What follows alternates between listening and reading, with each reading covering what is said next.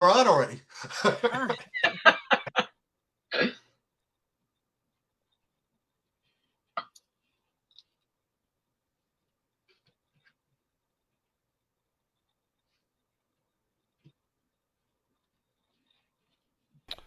All You're right. live now. I haven't gotten a notification yet, but I probably will any second. Oh, so says the it's hat live. and the sunglasses that you see Tinker wearing in that photo, Karen just donated them to the archives. Nice. All right, Ryan, I show you're live. Whoop. Okay.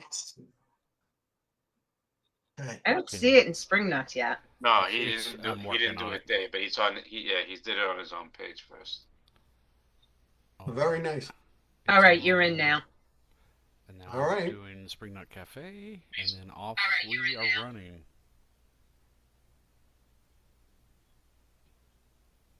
All right, we're good. Want to pin it to the top? Give me a sec. Let's get people to come in. Yeah, here they come. They're all jumping in now. Woo, wow. No pressure, Eileen. You've been through this before. Just virtually now. No pressure. All right. Let's pin it to the top so everyone could find it. Julie, what beach are we on tonight? Hmm. Every night we do one of these. You need to pick a different beach that you can be on. Let's say It's got to be Asbury Sure. Park tonight. Got to be Asbury. if Asbury Park looked like that, you would never ever get me. All right. All right, Howie, we are good to go. Yep, I see it. Okay, we're good to go. All right. Welcome, everybody, to another edition of the Spring Nut Cafe with your host, Ryan Hilligoss, at the helm, Stan Goldstein, and, of course, Julie Chaz. Today we have a special guest, as always, but we wanted to have this one as close as possible to all these things that you've been. This has been a busy, busy couple of months in Asbury and in the Springsteen world, and a lot of it is, believe it or not, is curated by the Springsteen Archives and Center, and we've had Bob Santelli, we've had Melissa Zabro. I know I'm screwing that name up, but Theobro. Zabro, sorry, I'm doing my best. And then this amazing woman that we have here. Many of you have met and know. But we are so proud and honored to have her on our show tonight, Mrs. Eileen Chapman. Welcome to the Spring Nut Cafe. Hi, everyone. Nice to be here. So with that said, we're going to just say this one. We're going to take questions towards it, but we're going to just put this out there. One of the questions will not be, can you get, where do I get tickets for this and that and the other thing? That's not why she's on the show. We're here, talk about that. And obviously, we get it like everyone else does. So that out of the way, we are going to hand it over to Ryan, and you're up. And for those watching, we will stay on afterwards after Eileen is gone, so we can maybe talk about some house cleaning stuff with what's going on here and our little slice of the world after the fact. So, Eileen, thank you for being on here. We know you're incredibly busy. We are greatly looking forward to what's happening in the next few weeks. I just have to say, on a personal note, that thanks to Stan, I was able to come to the American Honors a couple weeks ago. Fantastic, so well run, very well organized. So kudos to you and Bob and the whole team for how smoothly that went off that night. Yeah, I mean, for the most part, it did. We really put that show together that day during rehearsal, because of Bruce and the band being on tour. We couldn't do rehearsals prior to the event, so it really came together that day, thanks to, these amazing musicians who have worked together in the past, and of course, Mark Ribler, who, running and being our musical director and being the head cheese and the Disciples of Soul, were able to learn a lot of that music in advance. So we really went from rehearsal right into the show. Mark did a fantastic job. Like just the wide swath of pop culture that was there that night, pop music, everything from Dionne Warwick to it was all there on display. So Mark did a fantastic job of putting that all together. He did, and you look at Dionne Warwick, who was the quietest moment of the night, and then, the end result with Public Enemy and so many people on stage, it went from the quietest moment to the loudest moment in that room. I'll never forget the image of Flavor Flav going down from stage left to stage right, giving everybody a hug. Yeah, boy, into the microphone. Bruce was done. Bruce was done. Bruce wanted to be over, and Flavor Flav just kept hyping, and Bruce is looking around like, what is going on right now? Well, you know what happened? They were all Public Enemy guys were all backstage, and one of them said to Bruce, a security person, "You don't want to get a picture with Bruce when this is over." And the security person said, "He's leaving as soon as this is over." So they all hightailed it to the stage. I don't know if you saw them just then run onto the stage and sort of take over, but it was one of those moments in time that just happened. Yeah. It's fantastically done. I was also at the Born to Run symposium last year, and Yeah, like that was fun. given everything that's going on, like all the different things that everybody's juggling all at the same time, it's just been truly amazing to watch. So I appreciate that just as a viewer. Thank you. All right, so of course we'll get to some other stuff a little bit later, but for those that are watching that don't know you, if you could just kind of give us a little bit of background on yourself as far as like where you grew up and Yikes. Wow. Okay, we'll go back in time for a moment. yeah. So actually grew up in we had two different homes. We had a house in Newark in the Forest Hill section, and we had a house on Chadwick Island down by Normandy Beach, Maniloking area. And so I sort of winters in one place, summers in the other. Um, Loved music growing up, was surrounded by music growing up. I had four sisters and my parents who all listened to different types of music. We had a big house, lots of rooms. Everyone had their own record player, their own music that we were listening to in the house, including my parents. My mother played the piano. My father listened to big bands and crooners, and I had a sister listen to doo-wop, and a sister listened to folk music, and a sister who listened to just Broadway tunes for the most part. So lots of different types of music. So growing up with music, and I came to Asbury Park in 1974. My father was the city manager at the time, so we had four front row seats for every concert and convention hall and the casino, which also came in handy. I raised my children here, raised my family here, and went on to manage Mrs. J's in the 80s next to the Stone Pony. I was actually, when I moved in here, I was looking for a house in 1974 and went to this club, and it was Mrs. J's, bought the house, went back to the club, and it was the Stone Pony. And so I was there in the very early days of the Stone Pony. When I moved in here, David Myers from the Blackberry Booze Band and Carlo Novi from the Jukes both lived just a few doors down. So of course they, always encouraged me to come out and listen to more and more music. I managed Mrs. J's, managed the Fast Lane for a little bit, the Pony for a little bit. Back in the 80s, I opened the first all compact disc store in New Jersey and kept that until 2000 when the building was sold. And went to work at Monmouth University in 2006 at the Center for the Arts, booking music in the Pollock Theater, marketing the arts on campus, and then knew of this collection, this Bruce Springsteen special collection that was in the Asbury Park Library, because when I was managing the Pony, they did a grand opening of these archives. It was 700 pieces of archival material that Chris Phillips from Backstreet and a whole group of people calling themselves the Friends of the Bruce Springsteen Collection had put together as an archive and put it into the Asbury Park Library.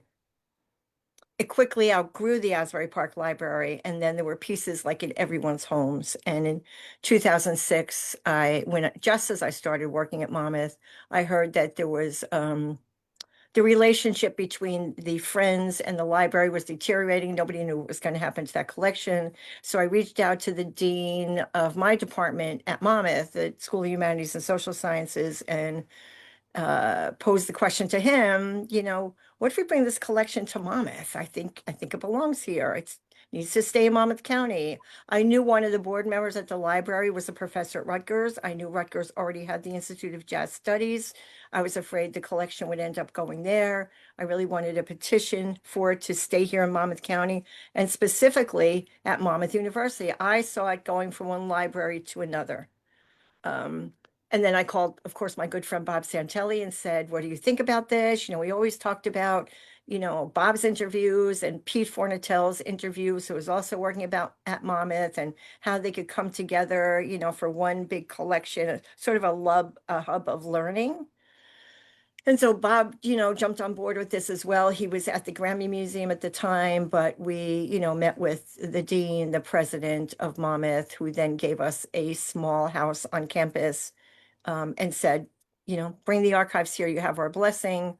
It took us, some time to work out a deal with the Friends, the library, and others who had a vested interest in the collection. But we really felt strongly that this collection needed to stay in Monmouth County and that Monmouth University was the right place for it. And so the collection came here in 2011. We opened our doors. And then Bob reached out to me and said, what if we get a hold of Bruce and see if he would consider putting his personal papers here? So we figured, he's either going to say yes or no, but it's certainly worth the ask. So Bob reached out to John Landau, put it in writing, went out to the farm to talk to Bruce and Patty with John and Barbara Carr at the time. Bruce jumped on his motorcycle, came over to the archive house, looked around and said, I think it's a good idea. And so in 2017, we did a conversation with Bruce Springsteen on the stage of the Pollock Theater, and Bruce announced at that time that we would be his official repository. And so then I got moved over to be the director of the Bruce Springsteen special collection at the time in 2017. So that's a really short version of a lot of years. Yes. Wow. You have quite the resume and all the different organizations. I read your resume, a few days ago when we were talking about this. So very impressive. Mrs. J's, where was that? Is the building no longer there? So Mrs. J's was the Stone Pony was Mrs. J's. Oh, Years okay. ago, it was Mrs. J's and Mrs. J's Beer Garden. So they stole the Stone Pony to the Stone Pony, the Mrs. J's part, but Mrs. J's Beer Garden remained next door, and I managed that for some years. My Well, that's- parents also had a shop on the boardwalk. It was a Planner's Peanut and Fudge shop on the boardwalk just outside the casino. I didn't know that. Yeah. Oh, I knew- yes. It's I right remembered around the the shop. corner. I didn't know that. Yeah, so I used to take these breaks and go into the casino when there were concerts, and sometimes take a long time to come back to where I should be. Mrs. J's was where the Stone Pony Summer Stage is now, right there. Okay. Exactly. Yeah. Exactly. Got it. What were some of the standout shows for you since you were in the casino all the time and seeing all these great shows? A lot of them. So, a lot of them were I would see Jay Giles every summer. I would see Humble Pie. There was a show that had New Riders of the Purple Sage and Poco, which I absolutely adored. Renaissance. I don't know. I think Elton John. Wow. Oh, Elton John was a great show. No way. Wow. And the first thing I remember is he had on 2 different color socks. It was like, I'm staring at his socks. How about Yeah. Frankie Valli? He played every year. I saw Frankie Valli a couple times, and he was actually friends with my brother-in-law, my oldest sister. They were friends, so we would always go backstage and have these talks about the wise guys from Newark. Yeah, so many. Black Sabbath I saw. Did you see guys. Zeppelin? I did not. I did not see Zeppelin. I did not see Zeppelin, and I did not see the Doors. 2 big ones that I didn't see. Janis Or the Joplin. Rolling Stones. I didn't see Rolling Stones. Janis Joplin. Did you see her? I did not. Yeah. Mm. No. Dan, wasn't it there at the casino that Janis Joplin, Bruce was there, and she chased after him, and he Yeah, absolutely Convention Hall. true. That was, yeah. I want no part of this. So Eileen, growing up in a very musical household, did you try to play anything, sing? Did you have any musical aspirations of your own? I did. So I took piano lessons a few times. I went to Catholic school and the nuns gave us piano lessons and the sister who taught me used to fall asleep all the time. So I knew right then and there I was not a great piano player. Um, I also took guitar lessons a couple times and my fingers hurt. So, I think every band needs an audience, right? I'm the audience. I'm not the performer. Understood. I like playing that part. Well, that's great that you had such a wide variety of musical influences growing up, and obviously that's to continue throughout your whole career in your life. Absolutely.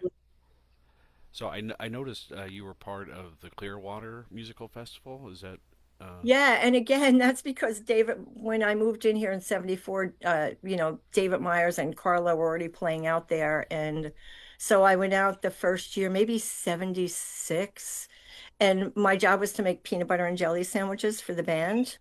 Mm. And so my responsibilities grew each year. I was on the board. I was one of the vice presidents and was the music coordinator for the Clearwater Festival when it was out at Sandy Hook. And really a lot of fun. That was a great festival in its heyday.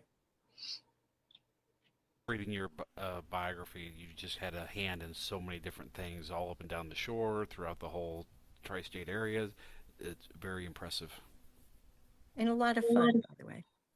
Eileen, you also went to the Upstage Club, though, right? You didn't live down there, but you were at the Upstage? Yeah, so when I was living still down in Ocean County, there was a friend of mine, Jimmy Miller, who was a guitar player, who used to go to the Upstage with his guitar.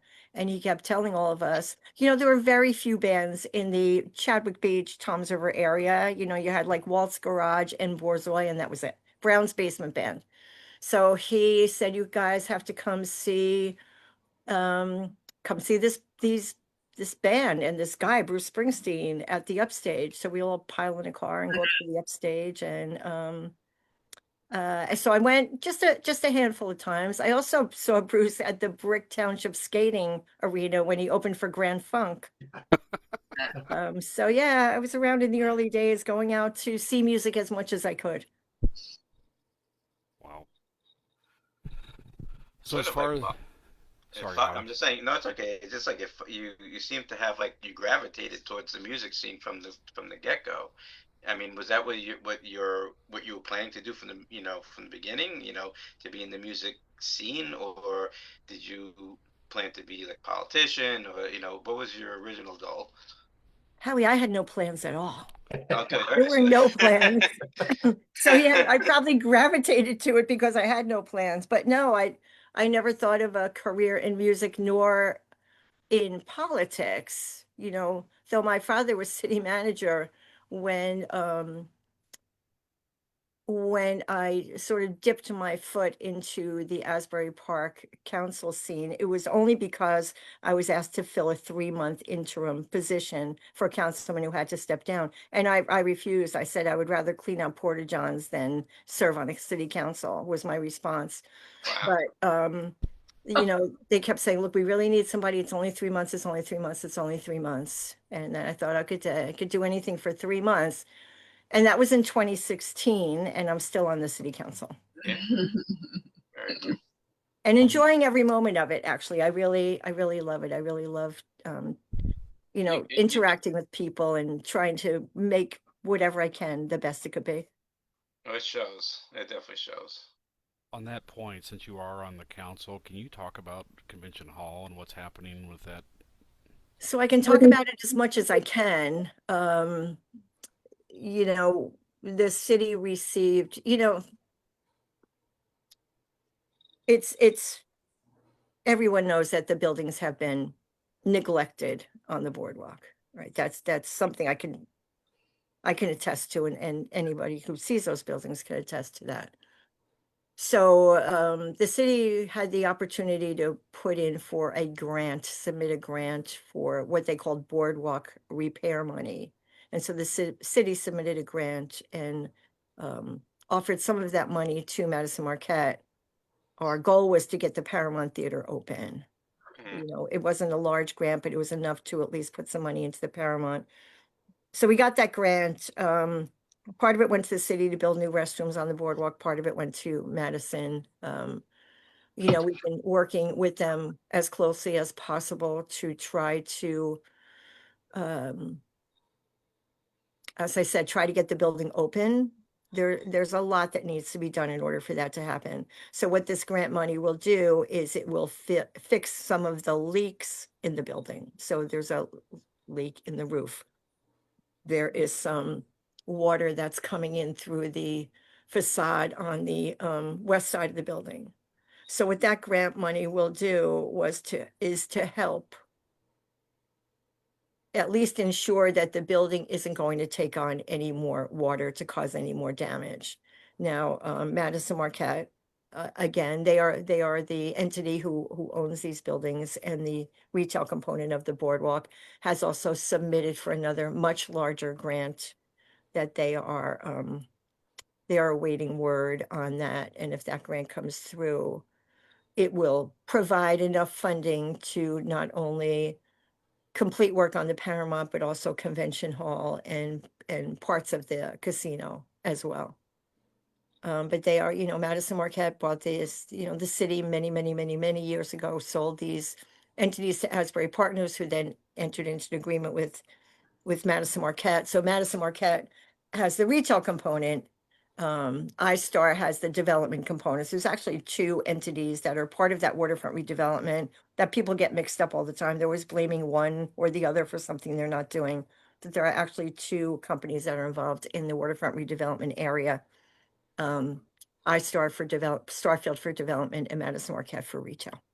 And I've seen they started on the Paramount. The work has begun. I saw that they had the scaffolding up last week, which was an encouraging sign. There's a lot to be done. These are old buildings, and Convention Hall is a historic building. There's a historic designation to it. So work that gets done needs to be done in historic fashion.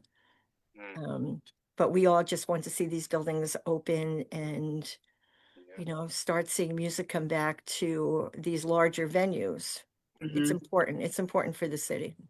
Eileen, the work they're doing on the Paramount right now, will that get the building open, or they still will need another grant to get it open? They will need another grant to get it open, Stan. Initially, we had hoped that it would get it open, but after engineers went in and studies were done, we realized it's not going to be open, but it'll be closer to opening. Since I don't live in the area, Eileen, I'm close to Chicago, so I'm not there a lot, so I'm not dialed into everything. But being there a few weeks ago, obviously I walked up and down the boardwalk. I see the Wonder Bar there, and there's going to be apartment building, condo building right there. Condominiums that will be in an L shape around the Wonder Bar. So was there discussion, like, could they not acquire the Wonder Bar area, or like They what? could, and the Wonder Bar area was supposed to be part of the construction. Starfield, who is the waterfront redeveloper, opted to carve the Wonder Bar out and leave it there. So that it could have been swept up as part of the development, but the developer opted to leave it. And I think the same thing will happen if there's ever development around the Pony. I think the same thing would happen there. Nobody wants the Wonder Bar to go away, right? Nobody wants the Pony to go away. And I think it makes sense that the developers see the significance of keeping these buildings intact and where they should be. Thank you for answering those questions. I know you're kind of in a delicate situation, so we appreciate you saying what you can about it. Good question from my friend Elisa here. Hi, Eileen. I read an interview with you and loved that you said that for every moment of your life there was a song. Curious what song you're feeling for the big moment coming up in early June. I don't know. I have to wait till it happens. It's sort of a spontaneous thing. I'll let you know when it happens. All right, so we're about a month away from the big event where the clock is ticking. Bob was tired of seeing the ticking clock when he was on here a few weeks ago. You've been crazy busy for a long time with this. I mean, where was the? You said you met with Bruce and he was on board for having his papers and everything there. So what was the development as far as like actually having a museum? and the center? Yeah, so I think as soon as Bruce announced that we would be his official repository, we knew that we needed a larger space in order to create exhibits and to make these items more accessible to the public. I mean, even when the archives came to Monmouth in 2011, fans could make appointments to come in and look at some of the artifacts. You have to make an appointment in advance. You have to list what you want to see, why are you coming? And so even though we were able to make artifacts accessible, it was not as accessible as we wanted it to be. So this gives us the opportunity to create exhibits and also to extend the Bruce Springsteen archives to encompass also American music, because when Bruce agreed to be part of this, he said right then, I don't want this to be all about me. And so it became, at that time, Bruce Springsteen Archives and Center for American Music, and now Bruce Springsteen Center for American Music. And so it just made sense to, well, first of all, we need more storage. We need more space for all of the items that we have. We need space for exhibits. And this new building also has a theater. So we have the opportunity to do public programming. It's a 241 seat theater. I don't know why there's an extra seat like that, but there is. And Tom Zimney, Bruce's videographer, Bob may have told you, is creating a film that visitors will see when they first come in. It's a 22-minute film, I think. And it's Bruce pretty much driving around in his car through Asbury Park, Freehold, talking about American music through his eyes. He sits at a diner and flips through a jukebox and talks about, some of the songs are in the jukebox, or he's in a record store flipping through records. And again, it's all about American music. It's American music through his perspective. And so we really wanted the opportunity to bring a whole exhibit of American music into this building as well. We also wanted to have a room where we could have a temporary gallery where we could swap exhibits out, whether these are exhibits that we curate or whether they are exhibits that we take from other institutions, but just in order to keep the look fresh, to swap out exhibits a couple of times a year, maybe 2-3 times a year. And then, of course, we have all of the Bruce Springsteen and E Street Band items that we have on display, and some really cool interactives. There's really something there for everyone. And you could still go into the archives and bring up digitized items on computers and see what we have in the archives. Like at the Rock and Roll Hall of Fame, there was a Bruce Springsteen exhibit back in 2010, I think, 2009. Yep. Basically, all of his or not all of them, but some of the notebooks were on display, and they had the actual pages, and you could see the lyrics and the set list and the songs and what was scratched out. Will all of his notebooks be digitized and available? His notebooks will be there. So we will have notebooks there. We also have one whole room where the wallpaper is lyrics, which is really cool. It's the lyrics of Born to Run. But yeah, the notebooks will be there. Notebooks, really, really cool things. Vinny Lopez found a road diary that he had back in the 70s. That'll be on display. We were just talking about that today, where he made little notations for every stop they made, whether it was a boring drive or he's outside having to wait for Danny Federici too long, or something Chuck Berry signed it. They played with Chuck Berry and Jerry Lee Lewis. So there's some really cool little artifacts here that people haven't seen before like that. Wow. So as far as like personal effects, can you kind of talk about that? Like what the process was? Did Bruce like say, "Hey, I want you guys to have this on display"? Just kind of talk about that a little bit. So I think it was 2018, I worked with the Grammy Museum to put together an exhibit called Bruce Springsteen Live. And what initially the thought was to look at some iconic shows and do exhibits around those iconic shows. But the more I looked into the items that Bruce did or didn't have, it made sense to look at Bruce through the decades. So Bruce in the 70s, 80s, 90s, 2000s, 2010s at the time. And then, working with, Kevin Buell, who's the keeper of the warehouse, and others to create, and our archives to create a traveling exhibit called Bruce Springsteen Live. So it opened at the Prudential Center in Newark. It went to the Woody Guthrie Center, went to Grammy Museum at LA, and then COVID hit.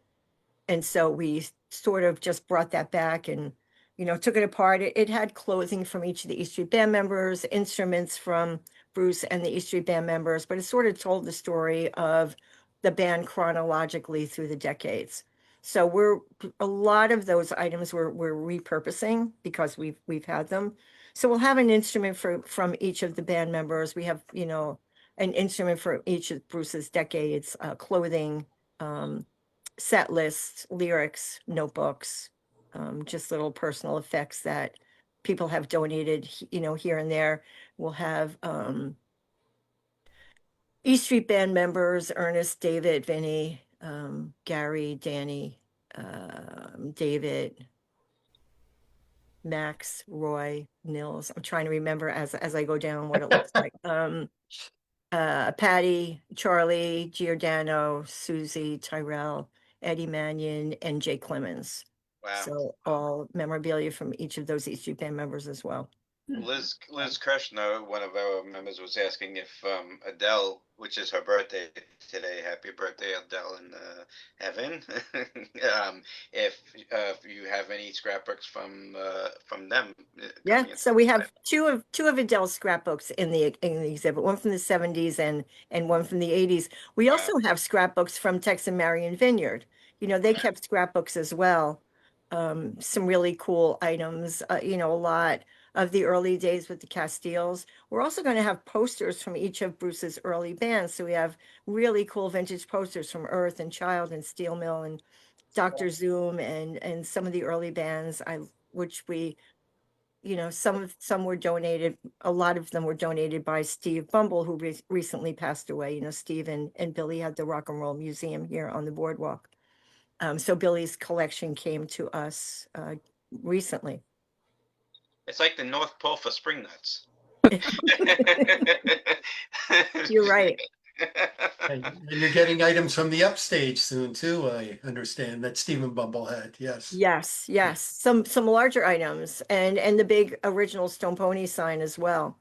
So, it's collections like this that get donated to us that really help round out the collection and allow us to tell a broader story. So we're always very grateful for these items when they come our way. Do you want my Springsteen scrapbook? Of course. Somebody walked up to me 2 summers ago and handed me an invitation for when Bruce played at the Odeon in England for the first time, and they had an after party, and this guy had an invitation. He just walked up and handed me this invitation. Wow. Eileen, how will it work? Say I want to see the 2023 American Music Honors. Will that always be available to view or only at certain times? So we're going to have a music honors exhibit in the lobby. So what we'll do is for this year, it'll be, of course, the 2026, but we will have that's digitized. So you can see that on your menu. You can listen to oral histories. We've done, I think, all of the E Street Band members' oral histories, as well as, many other people in the area, just part of that scene. So you'll be able to listen to oral histories and see digitized items. Of course, our programs like the Born to Run Symposium and the Darkness Symposium before that were all recorded. So we're recording all of the programs we do, and they will all be available in the archives. And then we have I think 18 stations in the archives. So when you purchase your ticket to come to the museum, you can just add on a time slot for the archives. There's no additional fee, but you just have to reserve a time slot so we make sure there's a computer for you. And we actually have 3 listening stations. So listening booths. So like a family or, 3 or 4 people, if they wanted to go in and look at one computer, they can as well. And we also then have a separate room for serious researchers who need access to archival items, who will then work with archivists and others to, help provide that research. We get authors and filmmakers and, so many people in that are doing serious research. And that'll be part of the archives suite as well. So we could do multiple visits then. It might not just be enough to do one visit. You may have to come back. Exactly. Mhm. Eileen, one thing I saw at the Hall of Fame, I can picture it very clear in my mind. I walked up the stairs, and there's the displays. Clarence's saxophone is there. You could get as close as you could to the case. One of Danny's original accordions was there. But the one thing that really struck out to me was a state trooper's hat, and I can't remember exactly the exact details, but there was a state trooper, highway trooper's hat in a display case. And I think the trooper had gone to a show and sent Bruce his hat as a thank you.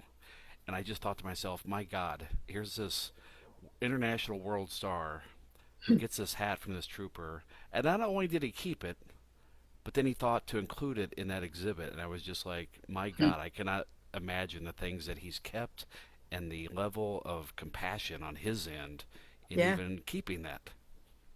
No, I totally agree. We don't have that hat, but we have other things. Do But you have no, the you're right.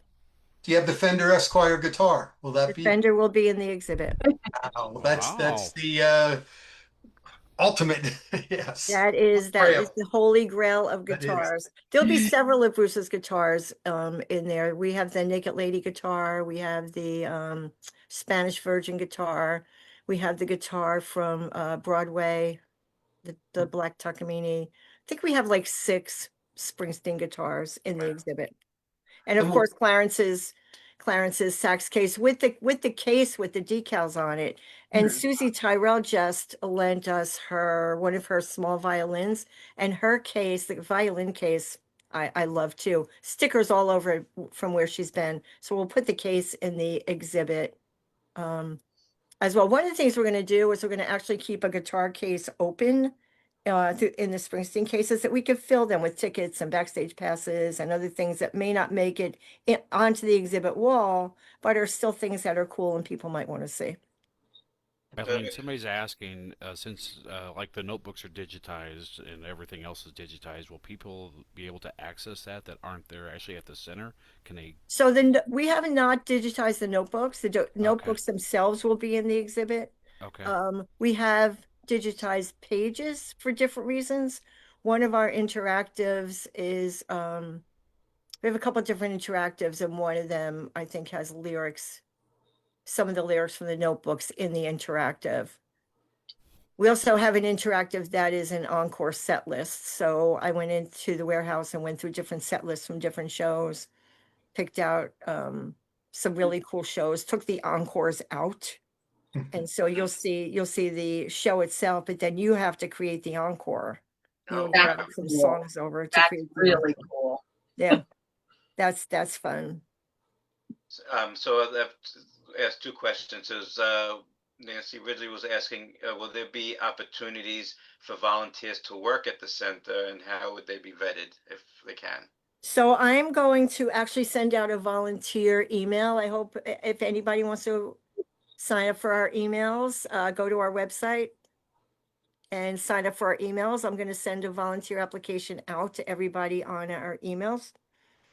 We love volunteers. You know, we had 2 pop-up shops on the boardwalk in Asbury Park for the last couple summers, and it was volunteers who ran those pop-up shops, and they were awesome. They loved meeting people from all over the world, and they loved the experience of being part of that whole scene. I mean, people, it's almost like a pilgrimage for some people when they come to see some of the Springsteen sites. And, you know, the people who live around here who have the experience are able to really give a lot of background to visitors, you know, really talk the talk. But also then they get so much back in return from especially, you know, visitors from abroad. They learn things themselves. So I guess Eileen, just real quick, as condensed as you can. So the idea is people walk in, they go to the theater, they watch the Zimney documentary, and then once they've moved from there, is it a guided tour? Is there earphones involved? Is it all self-guided? So once you come out of the theater, you can pretty much do what you want to do. We'll have docents in each room. There are some displays in the lobby itself. And then on the first floor is the American Music Gallery, and it is the Temp Gallery. Our first exhibit in the Temp Gallery is called Chimes of Freedom. And the concept is songs of activism and empowerment. And then you go upstairs and it's the Springsteen Gallery and the Easter Band Gallery. And then some other galleries too. I'm not gonna give it all away, but there's a lot of other spaces to see as well. And so docents will be able to guide you, uh, depending on what it is you want to see, and they'll be able to answer questions. But you're really on your own because we have so many touchscreen interactives that people really need to do this at their own pace. So, one other question, can you talk about the funding for the archives? I mean, and in the sense of how, people can get involved and how you're being involved and whatnot. With the funding? Yeah. Yeah, so the building was paid for all by private donations. Private donations, there was a little bit of money from the state, a grant.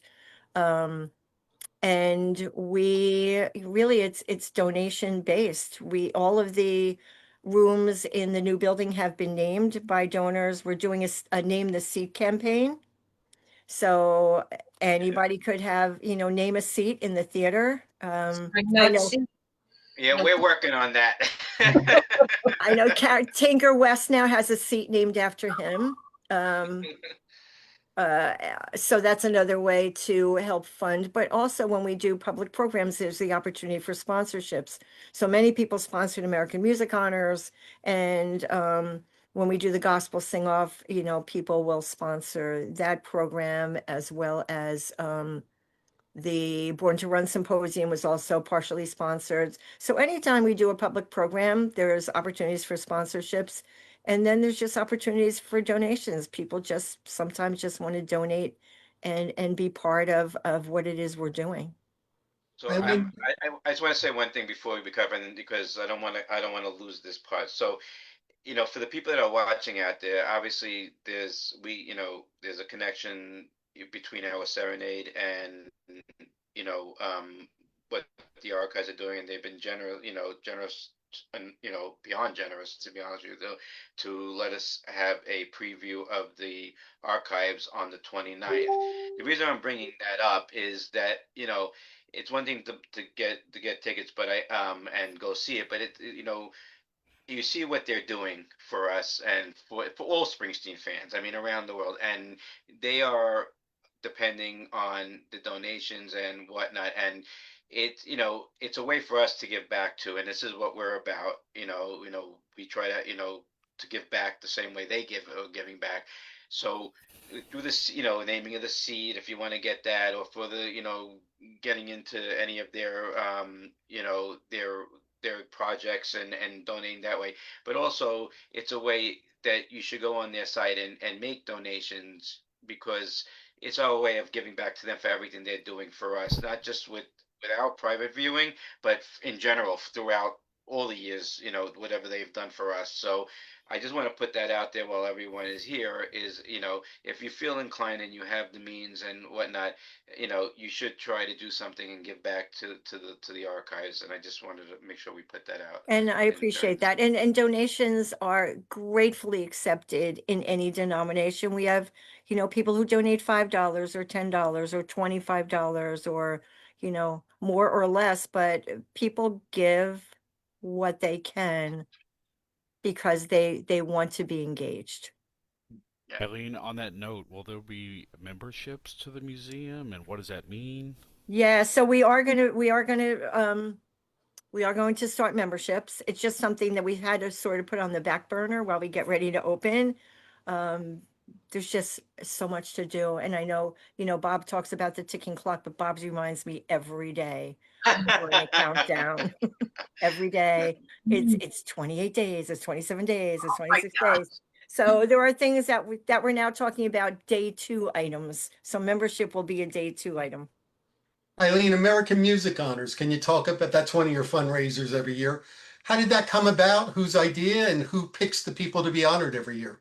Ooh, that's a good question. I think it was probably Bob's idea. We were looking for an annual fundraiser, sort of to keep us going, with operations funds before we had a building that might generate, sales of tickets. And I believe it was Bob who came up with American Music Honors. And, you know, of course, went to Bruce, went to John Landau. We have a board that we work with. We started an advisory board specifically for American Music Honors.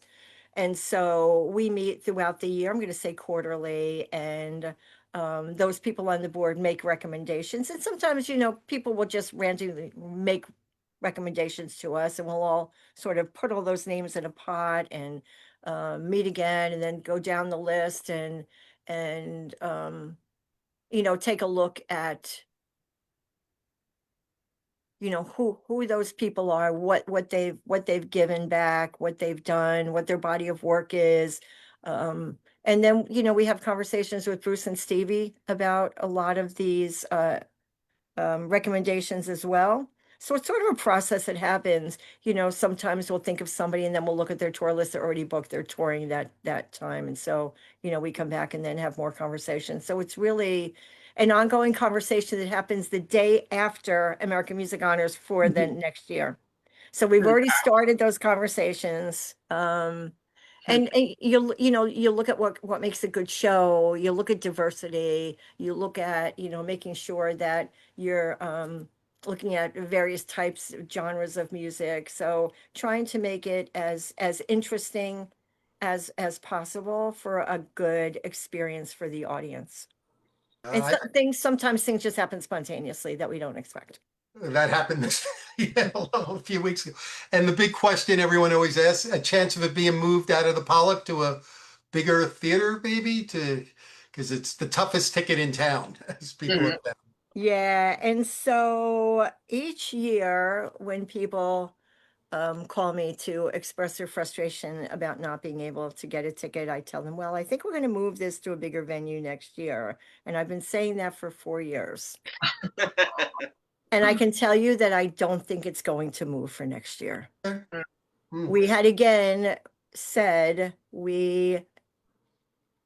and I need to just stop saying that, I guess, but there's a higher power of people who feel that the intimacy of this theater, the sound in this theater, and the opportunity to be that close to an audience. I mean, you're sitting right off the stage. It's such a small and intimate experience that everybody loves it. The bands love it. The musicians love it. They love being a part of what that theater is.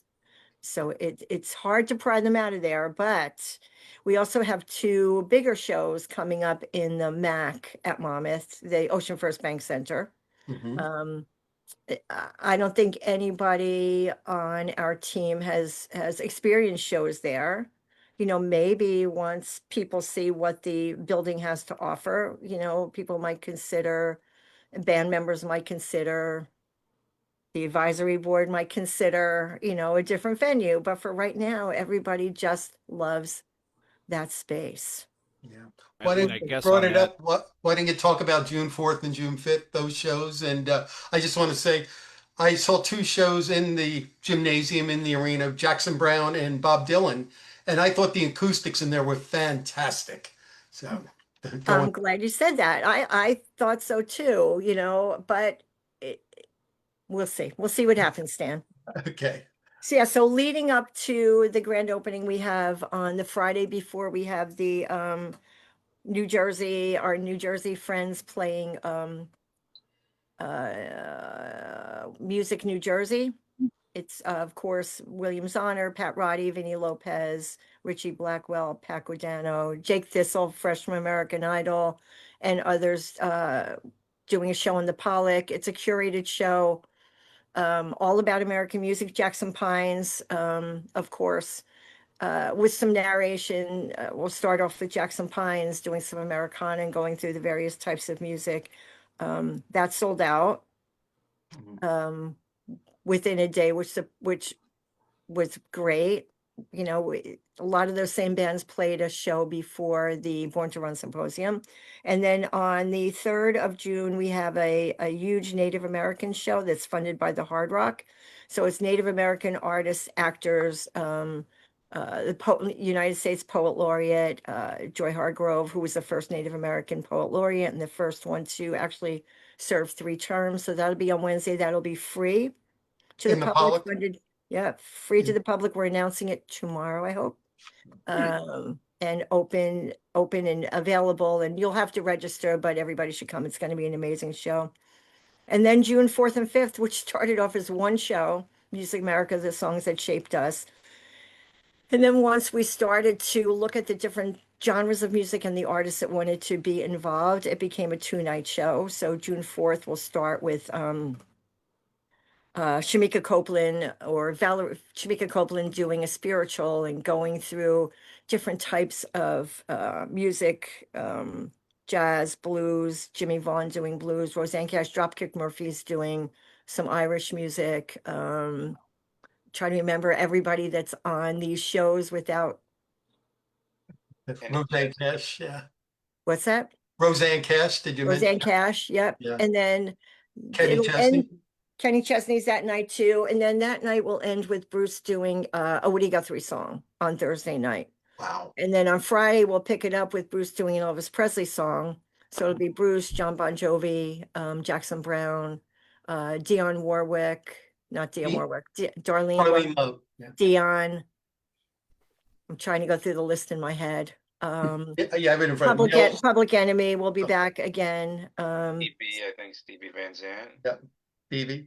Mavis Stevie and Staples. Jackson Brown. We're going to do I Am a Patriot. Mavis Staples will be there. Wow. So You gotta swap. it'll be, both nights are going to be incredible. So there'll be a little bit of narration between each song. So Bob and I did the show for the Rock and Roll Hall of Fame many, many years ago. Bob put the show on. I went to help. And it was a Woody Guthrie tribute. And we had Tim Robbins, and Tim Robbins was our narrator, and Susan Sarandon. So just talking a few sentences between each song, talking about, why are we doing this song, or, why is this genre important? And so it'll follow the same pattern. So it'll be a curated show with a little bit of narration in between. Trombone Shorty is on the first night, I think, too, and Tony Trishka. As names are popping into my head. But anyway, they're going to be 2 great shows. Will they be doing one of their own songs too? Yes. Like Bruce will do an Elvis song, then maybe a Bruce song?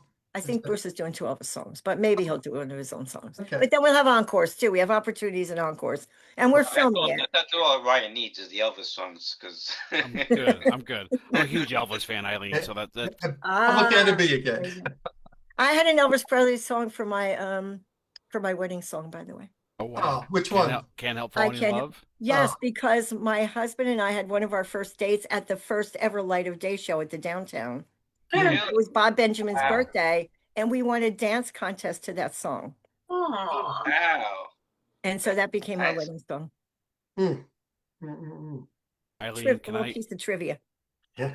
can we go back, or I guess I love when To- Bruce does Elvis stuff. He Oh, does yeah. great Elvis covers. Yes. Viva Las Vegas and in Vegas, like he knows Burning Love in Nashville, like he knows when to do it and what song to do it. He's got Yeah. an innate tact. Eileen, I guess a 2-part question, because we've talked about this.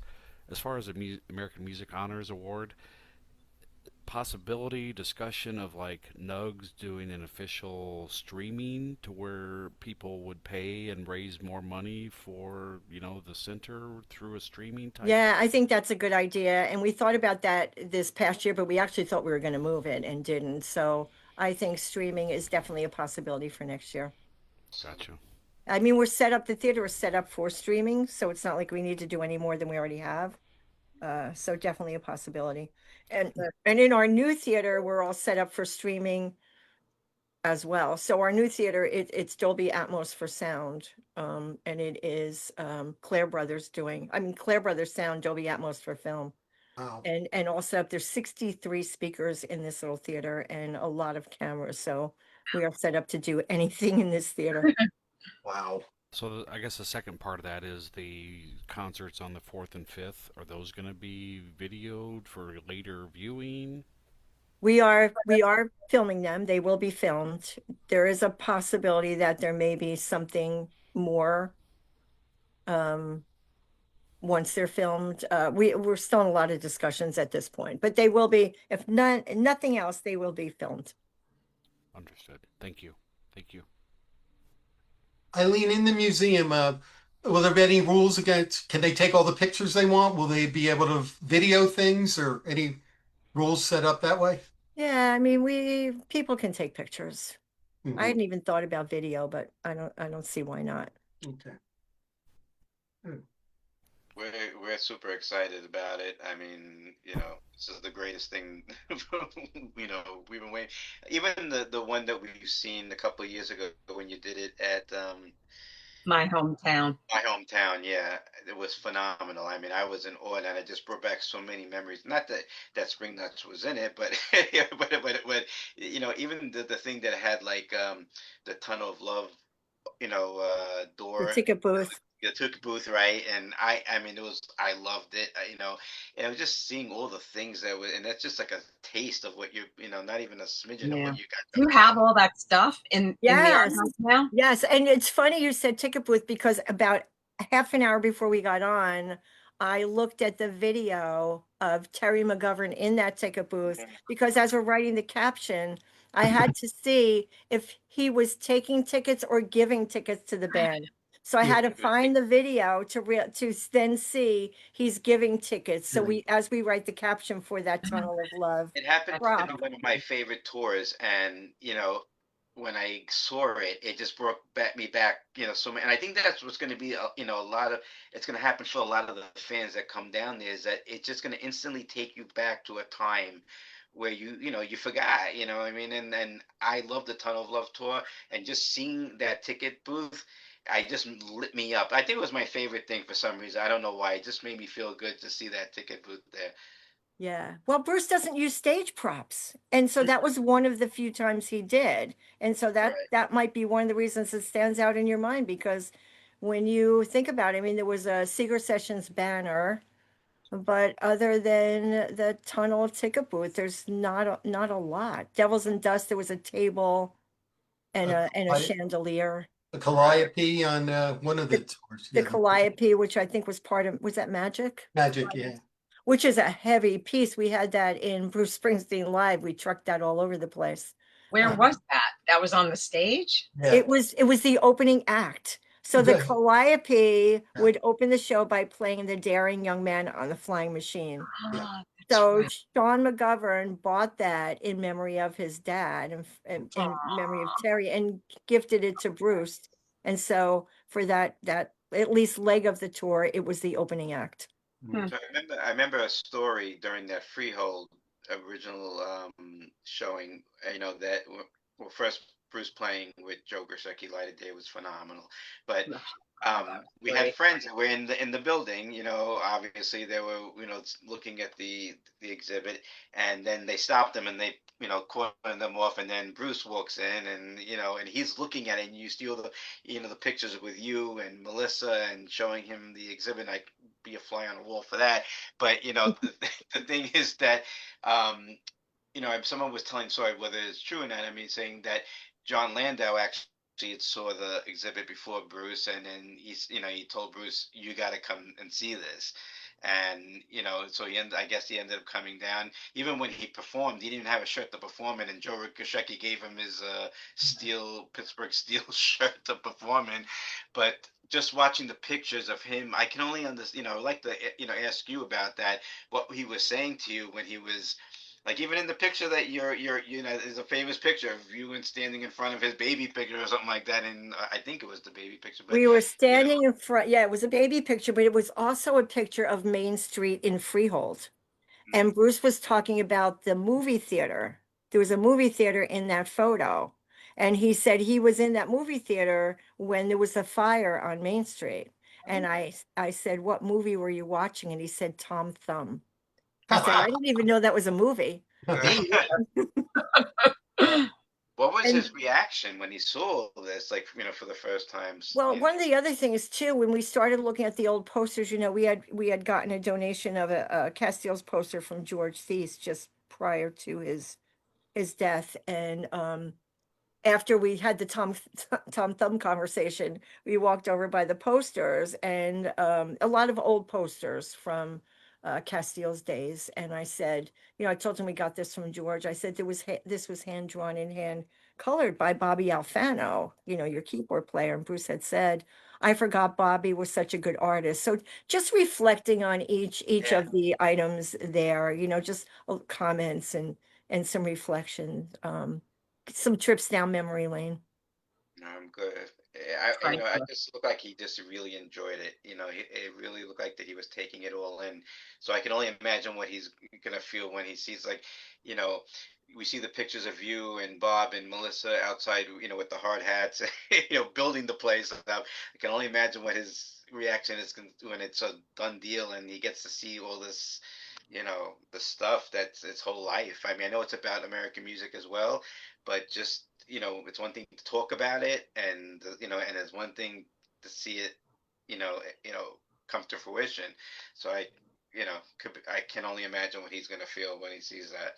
Well, I hope we do it justice, and he's thrilled with what he sees. Every time he comes to visit, he talks about how amazing it is and how, it really blows him away. And he's really engaged, and I hope that the end result is something that he's very proud of. Eileen, we interviewed Danny Clinch a couple weeks ago, and he said, which blew my mind. Like, you stop and think about it. And I'm sure Bruce probably feels this way too, to some degree. Danny just said, like, "Hey, after all this is said and done, I'm just a guy from Tom's River." And I was like, "Wow, here's a guy that's at the highest peak of his craft, worked with every musician possible around the world, and he's just a guy from Tom's River." It's like, probably in Bruce's mind to some degree, it's like, yeah, this is me. Like, that's one part of me, but I'm just a kid from Freehold. That's all I am. Yeah, yeah. I mean, that's all of us, right? Right. So Eileen, I'm sure people are curious. Sunday, June 7th is the opening. Will there be tickets available online to go? How will the ticketing work for the first few weeks, I guess? And are you open 7 days a week? So for the summer, at least, we'll be open 7 days a week. And we've, talked about, we're working with this new ticketing company, Tessatura, and having conversations with them as well. It looks like what it looks like we're going to do now is that we're going to allow about 50 people in each hour.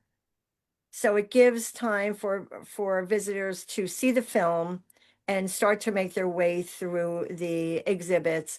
What we don't want to happen is, because there have so many interactive components that are hands-on, we don't want people to have to stand and wait, or we don't want people that are on them to feel rushed because somebody's standing behind them. So in order to give the best possible experience we can to visitors, we're going to try the 50 an hour rule. We'll be open 7 days a week. Thursdays we'll stay open till late. And so that's our plan for right now. Tickets will be on sale soon, and they will be time tickets. So every hour we'll have 50 people that can sign up to come into the building. To Okay. ask, but like, once somebody is in, you're letting the 50 people in every hour. Once you're in, can you stay as long as you want, or are you going to kind of be You herded a can. little bit? Yeah, you can. I think, everybody's got to find their own pace. And I think once we get to see what the summer brings, how long people really spend in there, we may switch things up, but we just want to get through the summer. Once fall hits, we'll probably be open 6 days a week. Yeah, I mean, we don't know. It's all new to us. What if people don't want to leave? Well, that will be a problem. We'll have to entice them with music outside. We have a little amphitheater outside. Maybe we'll have to find a way to entice them to go out. I'm asking for a friend. Of course you are. I think I know that friend. Right. A popcorn machine at the end. That'll bring them down Yeah. to the end. And speaking of popcorn, will there be any small coffee shop there, refreshments, and a gift shop too? It's an archive, so no food or drinks in the building. We do have a merch shop, which will be really cool. We're working with Keith Fiore, who is a merch designer, and Krista at Poor Cat. So we'll have some of the Wow. jewelry from Poor Cat in there, and a cool. really cool look to our merchandise. So some shirts that may look vintage, with like a wash look to them, some that are going to be newer. So Rich Russo is curating a vinyl collection. Melissa Ziobro will do a book section. And so we're going to try out a lot of different looks. And again, we'll see what the summer brings and go from there. And then we'll be into fall clothing. We'll change it out. And of course, seasonally, with holidays coming up, we'll make some changes too. So this shop is something that we'd like to see evolve and change over too, so it doesn't get stale. I want to keep it looking good and fresh and exciting. It And all there will- sounds really amazing. Sorry, Stan. It's so exciting. Ever since I found out that we're going to be able to see the symposiums, which we never saw any of them because they were always on a day that we couldn't make it. So I am so psyched to get in there. You and me both. And there will be different special events in the theater, the 241 seat theater. Yeah, so initially we thought that Bruce was going to open the theater in early June, but the tour changed a lot of that. So we're going to put a pause on music events until that happens. But in the meantime, we'll do Ken Womack will do his record club in the new theater. We have a couple of films that we want to premiere this fall. I think we're going to do an evening with, I think Bob has Stevie Van Zandt on board to do an evening with. So we have opportunities we have two conferences coming up. We have a conference with the National Music Center of Canada to talk about Canadian artists in the United States. We have a conference with the Folk Americana Roots Hall of Fame to talk about the music of Greenwich Village. So different events set up. So if anybody has any thoughts on what they'd like to see, certainly reach out and let me know. We have a beautiful theater. We might as well use it. And dumb question, but I see the parking lot will be right in front and they can park right in front there. So, Yep, parking right in front. There's a beautiful boardwalk that brings you into the front entrance. Looks like a traditional herringbone Asbury Park boardwalk. Beautiful landscaping, lots of wildflowers and grasses and mature trees. It's really quite beautiful. how do you feel after all this time that this is actually happening? Well, I feel a little overwhelmed at the moment, but last week when we were first in the building, I think I just kept walking around saying, we have a building. We have a building. It was just like, we have a building. And then on Friday, Claire was pumping through a lot of Tunnel of Love music, Tougher Than the Rest and some others, like a top volume. And it was the end of the day and just about everybody was out of the building. So I went in, I sat in the theater and I listened to the sound in that theater, which was pretty darn amazing. Pretty darn amazing. But right now it's overwhelming. So we're working 7 days a week, of course, like 12 hours a day. And there's a lot to be done. As Bob reminds us every day, we're one day closer. So a lot to do, a lot going on, and a lot of pressure to get it done in time.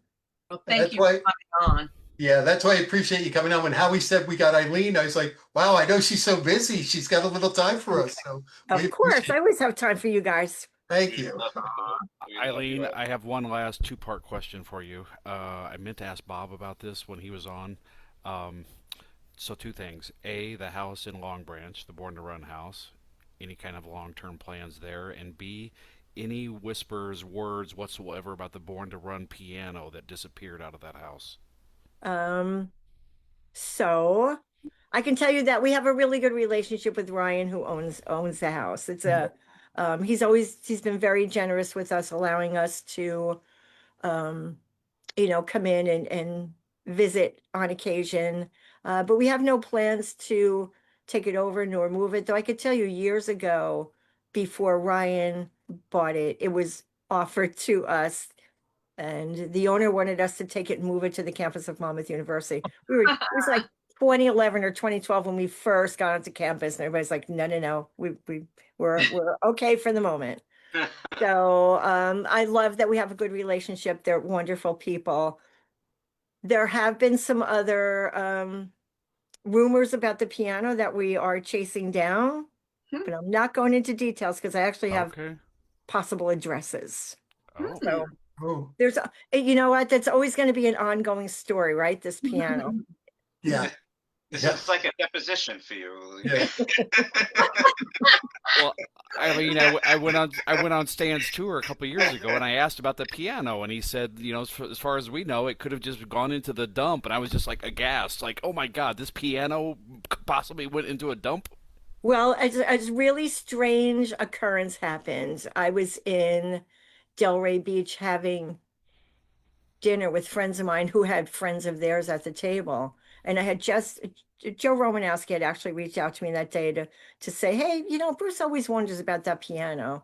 And I said, yeah, Joe, I think it's gone, blah, blah, blah. So as I'm talking to my friends about this, their friend said, I have more information on that piano. And so this conversation then started all over again. So that's all I can say for now. Thank Well, you, thank you. that would be another holy grail, that's for sure. It's Absolutely. been a long time, so Yeah. I don't think so, but just knowing that there was more to what we know is interesting. And And let me Eileen, just explain for people wondering about the piano. The Bruce is the Born to Run house in Long Branch. Apparently, the piano stayed that Bruce composed all of Born to Run on. And according to Clarence Clemens, the E Street Band all signed it underneath. And Marilyn Rocky, who was the realtor for the house, heard about it from Clarence, went to the owners of the house at the time after Bruce had moved out and said, is the piano still here? And they said, oh, we just put it out in the curb 3 weeks ago. So where it is, nobody knows. Maybe. and Eileen, I asked about the Born to Run house because, as a huge Elvis fan, I've been to Graceland many times. I've gone to Elvis's birthplace in Tupelo, and like you got 60 miles between where he started out, and then you go northwest to Memphis, and like to be able to see that house in roughly the proximity that it was when he was born. The Born to Run house is such an essential piece of the story. It's like it's almost like Elvis's birthplace in Tupelo. It is, and luckily, it's actually in the same city as the center. So the house is in Long Branch, we're in Long Branch, so at least we're in the same city. Well, let's do another tour there, Eileen. That last tour was very popular. We actually got to go in the house first week of September, and people got to go see the room where it happened. Yeah. So, yeah, let's do that again. That was Let's fun. do it again. Yeah. Well, yeah, Ryan, go ahead. No, Howie, Julie, you got any last questions for Mrs. Chapman before we let her I go? always have a million questions, but I can't take that kind of time from Eileen. But Go ahead. I'm sorry, Jules. You have go something? ahead, go. No, so just a couple other question. One question I'm seeing, and it's in a like important question again. They're saying how can Spring Nuts help? With the archives. We're just going to go back in case you missed it. That obviously volunteering will is always a help. That's in one way. There's many ways to donate to the archives, and we strongly encourage that. And we're trying to do something for the archives as well, that we're going to be planning to do, to help raise money for that as well. So we'll be, coordinating that and getting in touch with everybody, in the group about, helping out the archives. Um, I would like to, also thank Eileen, and everyone at the archives.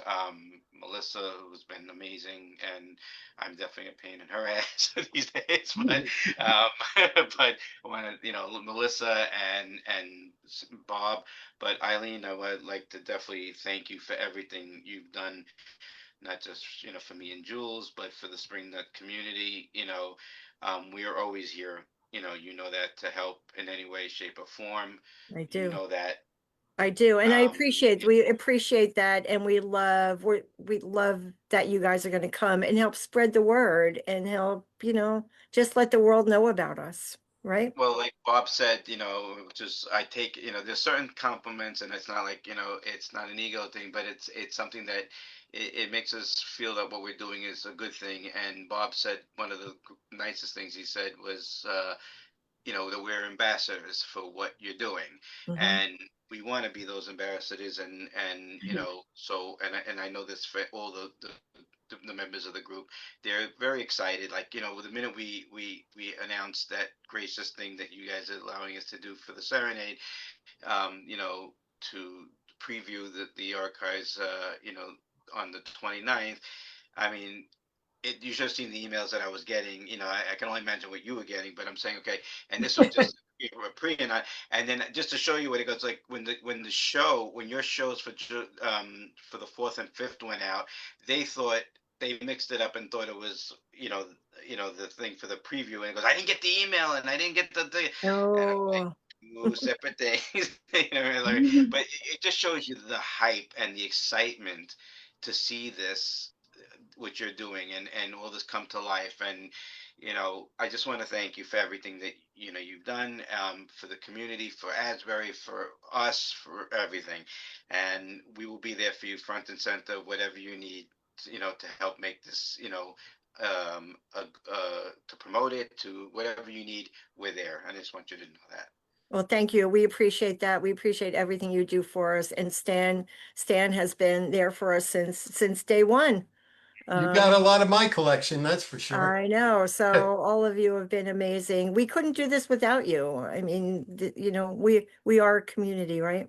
Yes. Yeah. Eileen, I'm sorry. I said one last question. I do have one last question, and I'll shut up. I'm asking this for a very personal reason, but the makeup, the archive has a board, correct? Yes. And I'm curious about the makeup of that, and the reason I'm asking that is I was at the awards show and reception beforehand, and I look over and I see one of my favorite authors, Douglas Brinkley, standing there. He's on our board. I spent 3 hours kind of hovering, but he was in a deep conversation. I didn't want to be that guy. I just wanted to say hi to him for a few minutes, but I left him alone. But yeah, Doug Brinkley, who's a very famous historian, very well-read author. So could you talk about the makeup of the board? Yeah, so the board is made up of representatives from Monmouth University, representative from the Springsteen team, and then some independent representatives like Doug Brinkley and Anthony DeCurtis.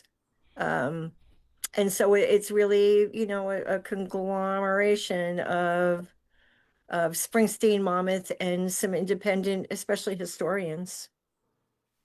Okay. And then we have an advisory board. We have different committees that different people serve on, including, of course, the American Music Honors Committee as well, and others. All right. Well, I just want to point out on Ryan's picture, if you look between Eileen and Tinker West, I think that's Howie Chaz back there. There he is. There he is. See you He's in that hovering. picture, Howie. Is that Julie? That might be Julie a bit too there. Yeah, we were following Bruce. We were trying to go everywhere that Bruce went that day. Remember how? And I think that's you're Anthony. not supposed to say that on air, but okay. Yeah, I think that's one of our band members between Tinker and Bruce too. Anthony DeCurtis, I think, is in that picture too. Oh wow. Yeah. That guy, maybe. Yeah. It's hard to tell. Yeah. So I remember that, but I do remember that exact day because we were right behind Bruce as they were taking him out of the room. And I said, Bruce, the Spring Nuts love you. And he said, oh, they do. That was my thrill for the day. That was a good day. That was a good day. And great you got that picture too with Vinny and Tinker. And Tinker with that hat that we now have in the archives. Oh wow. Yeah, so we have the hat and the sunglasses. Karen just brought them last week. Nice. Well, you basically created Mecca for Springsteen fans. Yeah, you're right. I had not even thought about that, but yeah, and Stan, when he does his tours, he knows all about these destination tours for the most part. Yeah, we'll have to talk to you, Eileen, about including the archives in the Bruce Springsteen Center for American Music on our tours. Yeah, Look forward to it. We'll figure that out to get that as part of it. So yes. All right. Thank you, Eileen. Thank you, Eileen. Coming on. Thanks to you. Thanks so much for having me on here. I really appreciate all of you. Thank Very you. generous with your time. We appreciate it. And we will have Eileen's deposition all transcripted. Pleasure.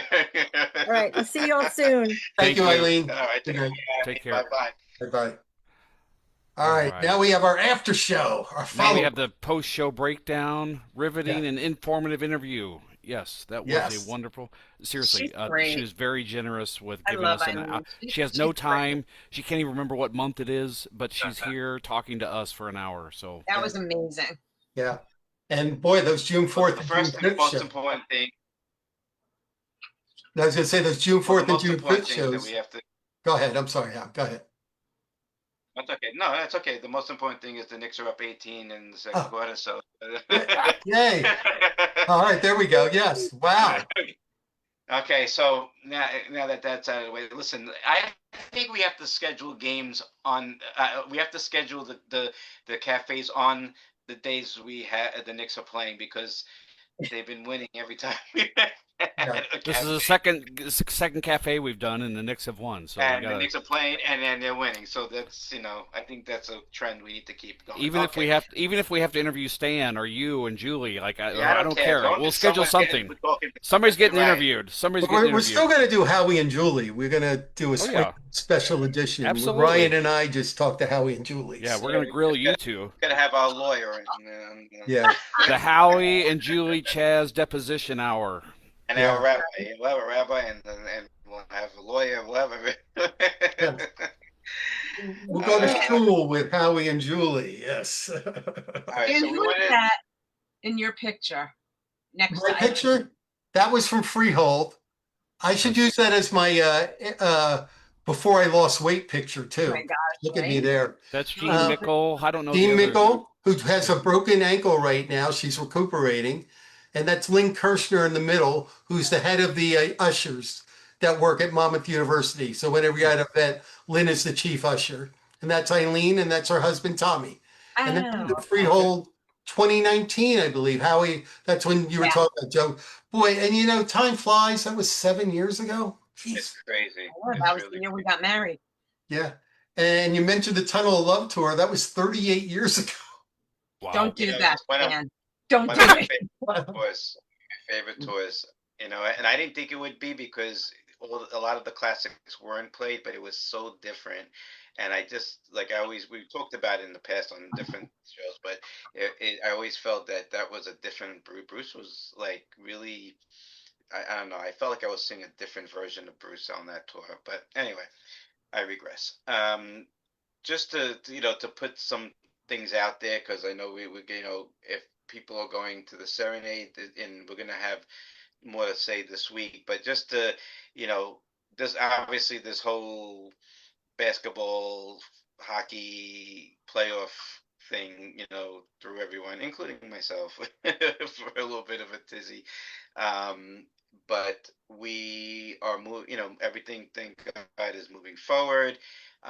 We've currently, worked out our Saturday. We rearranged it. We will get the information in the next, I would say by Thursday, information will come out on that once we get everything done. But I got to tell you that a lot of spring nuts have stepped up, okay, to help make things happen, which is truly amazing. And we were able to rearrange things. We will definitely put things out about our Saturday schedule, shortly. I will say Sunday doesn't change. Tom is doing his show Sunday morning. For the people that are going to Philly, I just, in general, and can't make it Saturday, a Saturday night, but okay, but I'm going in circles here. Everyone will get their shirts way before and their swag before the pony. So don't worry about that. That's all taken care of. And the mofos are super psyched, even though, they're going to be doing the show the night before. They were definitely, as, not want to say concerned, well, I was concerned, but it cut it close, thankfully, that, the Philly show is the 30th and not the 31st. So everything is still good. We got so much going on that. Can I just interrupt you for 1 minute? Sorry. Yeah, I have to take a phone call, so I got to say goodnight. Okay. Good night, Julie. Thank you. Good night. Thanks, guys. Good night, Alice. Good night. Bang, zoom. Okay. To the moon. To the moon, Alice. I only say that because she's not on camera now, so there you go. She won't see this. Yeah. Hey, I admit it, but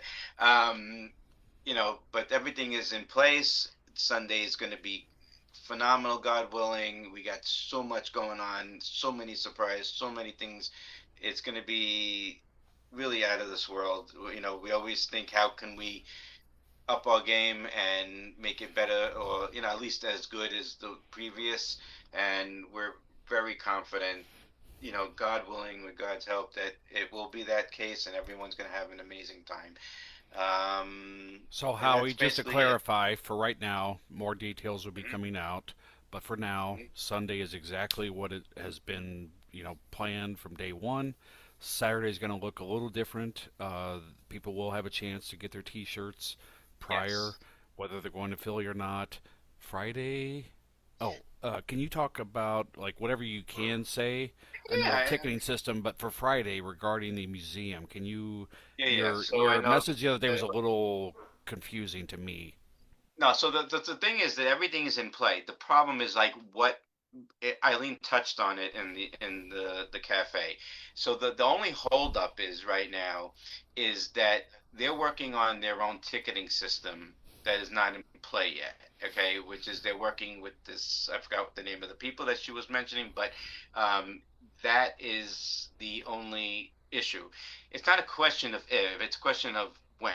So that's why today, which is reminds me, if you are on this feed right now, and you didn't, and you're coming to the serenade, and you didn't answer the email that I asked to confirm your email, please do so, because that's the only way I know if these emails are right. You know what I mean? Oh yeah, so yeah, Susan Scott Tucker, right? So Tessatura, that's it. Thank you, Susan. So Tessatura, they're working with Tessatura right now to get everything in place in order to get the ticketing out. They're going to be going by my list of email addresses which you provided me. Okay, so you can register and get tickets for the archive opening for Friday. Now, based on what Eileen was saying is, and I know everyone wants to do it together and this and that. We're going to do the best we can, but it's going to be 50 at a time, from what she's saying, and it makes the most sense because, and you know, when she says you could spend all day, I'm going to sort of detour from that, because that day you really can't, spend all day. You can spend a nice amount of time, but honestly, we want to be um, cognizant of the people that are waiting to get in, that are after you, and they have, it's going to be staggered in time. So within reason, yes, whatever. So it'll be 50 at a time. The ticketing, we're hoping within the next 10 days, maximum 2 weeks, obviously, because I would be cutting it close anyway. But let's say 10 in the next 10 days. They're going to have my list this week, and they're going off of that list of the email addresses that I'm providing them. And you'll get an email with a link that is going to be dedicated to you, because it's only going to be for the Serenade 8 attendees to register, and they'll be going off of my list. And you register, and we'll go. So that'll be for the Saturday. Hopefully that'll be in play in the next 10 days. As far as the Saturday thing is concerned, it's not a secret, okay? But so what we're doing is that we're going to, with the help of the unbelievable Mary Effin Jones, who, I got to tell you, is working not only her day job, but she's is very Uh, much a part of what we're doing. Go ahead. just want to give a shout out. Mary Jones received tenure the other day. Congratulations, Mary Jones. Congratulations, That's a Mary. huge deal for professors. So just She wanted also got tenure. She also got tenure in Spring Nuts Moderation. to. Congratulations, which is harder to get as tenure than your day job. But congratulations, all kidding aside, Mary. Um, Congratulations. But I will say, Mary's been working, so she's been heading up the Saturday events for me and Jules and Lauren, because we're not going to, I can't be a part of that till later on for obvious reasons. So Mary heads up that part. So Mary is going to the the tentative, but pretty much going plan right now is going to be from 11 o'clock to 11 a.m. to 2 p.m. at the Berkeley, okay, will be where you can pick up your shirts and your swag at the Berkeley Hotel, okay, at the Berkeley backyard. That will give people that are going to Philly time to go to Philly that day. Now, we don't care. I don't want to hear about the GAs and the this. That's your own deal. You want to partake? That's it. The shirts are going to be being giving out from 11 a.m. to 2 p.m. Okay, and then we're working on right now with I have to say Deidre Curran is been amazing. She's been working on buses that are going to be leaving from the Berkeley, okay, to take everyone who is going to the Philly show from the Berkeley to Philly and back. Okay, so you don't have to drive, you don't have to worry about parking. Obviously, you're gonna have to. This is not free, but once we get that in play and Deidre's heading that up, she needs, she all the kudos go to her. Now, yes, as far as answering them at 8 o'clock, okay, at 8 o'clock that night, Saturday night, we're gonna come back for the people that are not going to Philly. Okay, we're going. Doesn't mean we're cutting the night off. 8 o'clock, we're going back. We're going to be at the Berkeley, and we're going to have some crazy good, fun things going on at the Berkeley. So from 8 to 11, we're going to be there. I will be there. Jules will be there. We're going to be doing a bunch of great stuff, fun stuff, and meets and greets and all that stuff. And then Sunday morning, the people who didn't get the chance to get their shirts because they weren't in Asbury will be able to pick up their shirts Sunday morning at the Berkeley, and at the Pony, and everything is taken care of. Okay, all I can tell you is that we're working around the clock literally to make everybody happy, and I want to thank Bruce for and the 76ers for screwing me up royally. But you'd rather play the Sixers than the Celtics, I think. So I don't think so. I was rooting for the Yeah. Celtics, I can be honest with you, but Wow. that's a different story. But because of this, I just felt they matched up better with the Celtics, and I knew that the Sixers were playing a lot better than the Celtics were towards the end. So I was rather go with the team that was sort of faltering than that was coming together. Anyway, Can people get their shirts Saturday So night? Judy, so that's a good question. I want to say yes, but I don't think so because I think we're not going to have the staff because all the staff is going to be going to Philly. So I think what we're going to do is going to make it for the Sunday afternoon, 11 a.m. to 2 p.m. And then we're going to redo it on Sunday morning for everyone who couldn't do it Saturday. We'll do it Sunday morning and get everybody else taken care of because we'll have proper staff for it. And we have Tom Cunningham's show, as well. And then, we got a lot of things going, but I promise you, everyone doesn't, you will have, God willing, everyone is going to have everything. Oh, wait, see, here's Mary Jones. Yes, on Friday and Saturday, 12:30 at 12:30 a.m. the team was plotting and shifting and pivoting plan B, C, and D. Okay, well, I haven't gotten on plan C, D, and E yet, so Details to come. Details to come, but we'll go with that. And Mary, like I said, Mary's in charge of this. This is why she has tenure and I don't. And we'll have more details. But just know it's going to be 11 a.m. to 2 p.m. Then Sunday morning, and if anything comes on between that, we'll let you know. And we're going to have a whole bunch of stuff for the non-Philly people at the Berkeley from 8 o'clock to 11 o'clock, and we're going to have a great time there. The Berkeley's psyched, we're psyched, and that's what we got.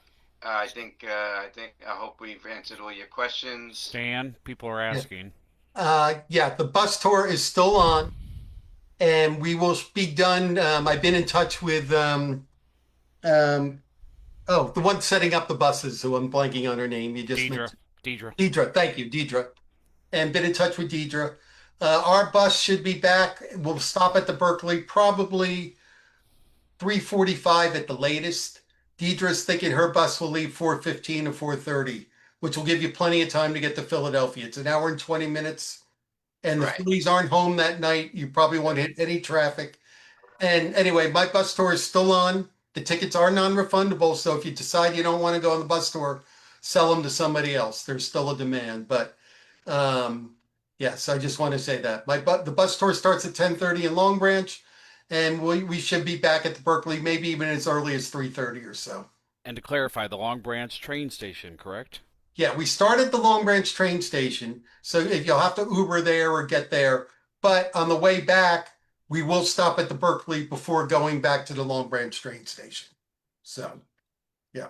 Karina, come on over. I'd love to go, but I'm live in Ireland. Come on over. Yeah. More than welcome. We'll stop in Ireland. Yeah. So that's as far as the bus tour. We get a lot of questions for that. And and Liz Kirshner, you decide you don't want to go on the bus tour, here's Liz. She's looking for 2 tickets. So yep. Yep. Stan, that's an idea. The Stan Goldstein Tour Part 2.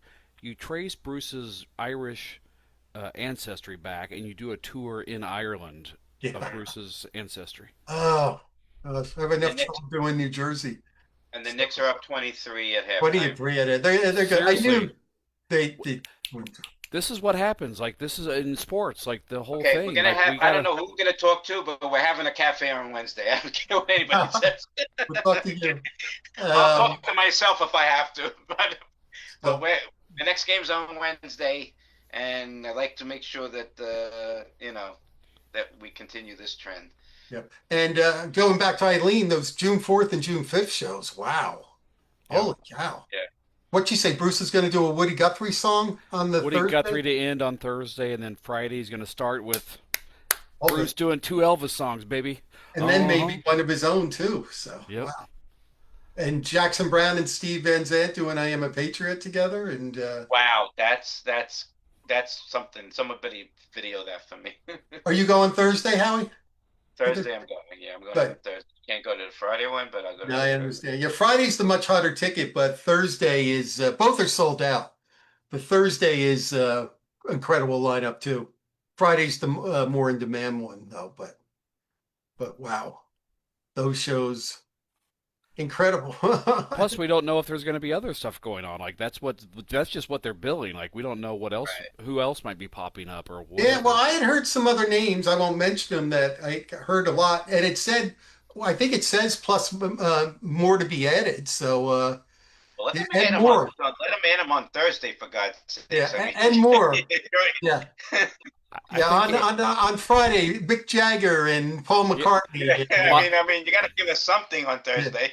Yeah. we got Bono, we got Paul, we got Mick Jagger, we got Keith coming, we got and more. Stephen, Bono's did doing she it. mention who was narrating? She mentioned they had a past one with Tim Robbins and Susan Sarandon narrating, but she didn't say as far as this one though.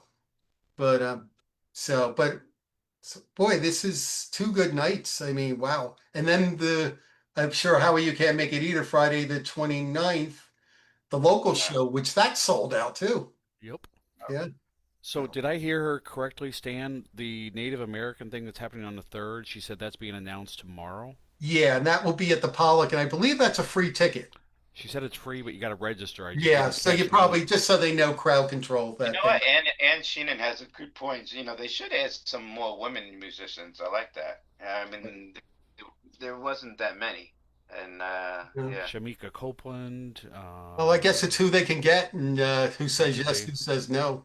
And I there's a think couple Billy's females I know available. I would like to see, but Well, I'll say this, and off the record, and this didn't happen, but I had heard Brandy Carlisle's name for the longest time, but she's not on the bill.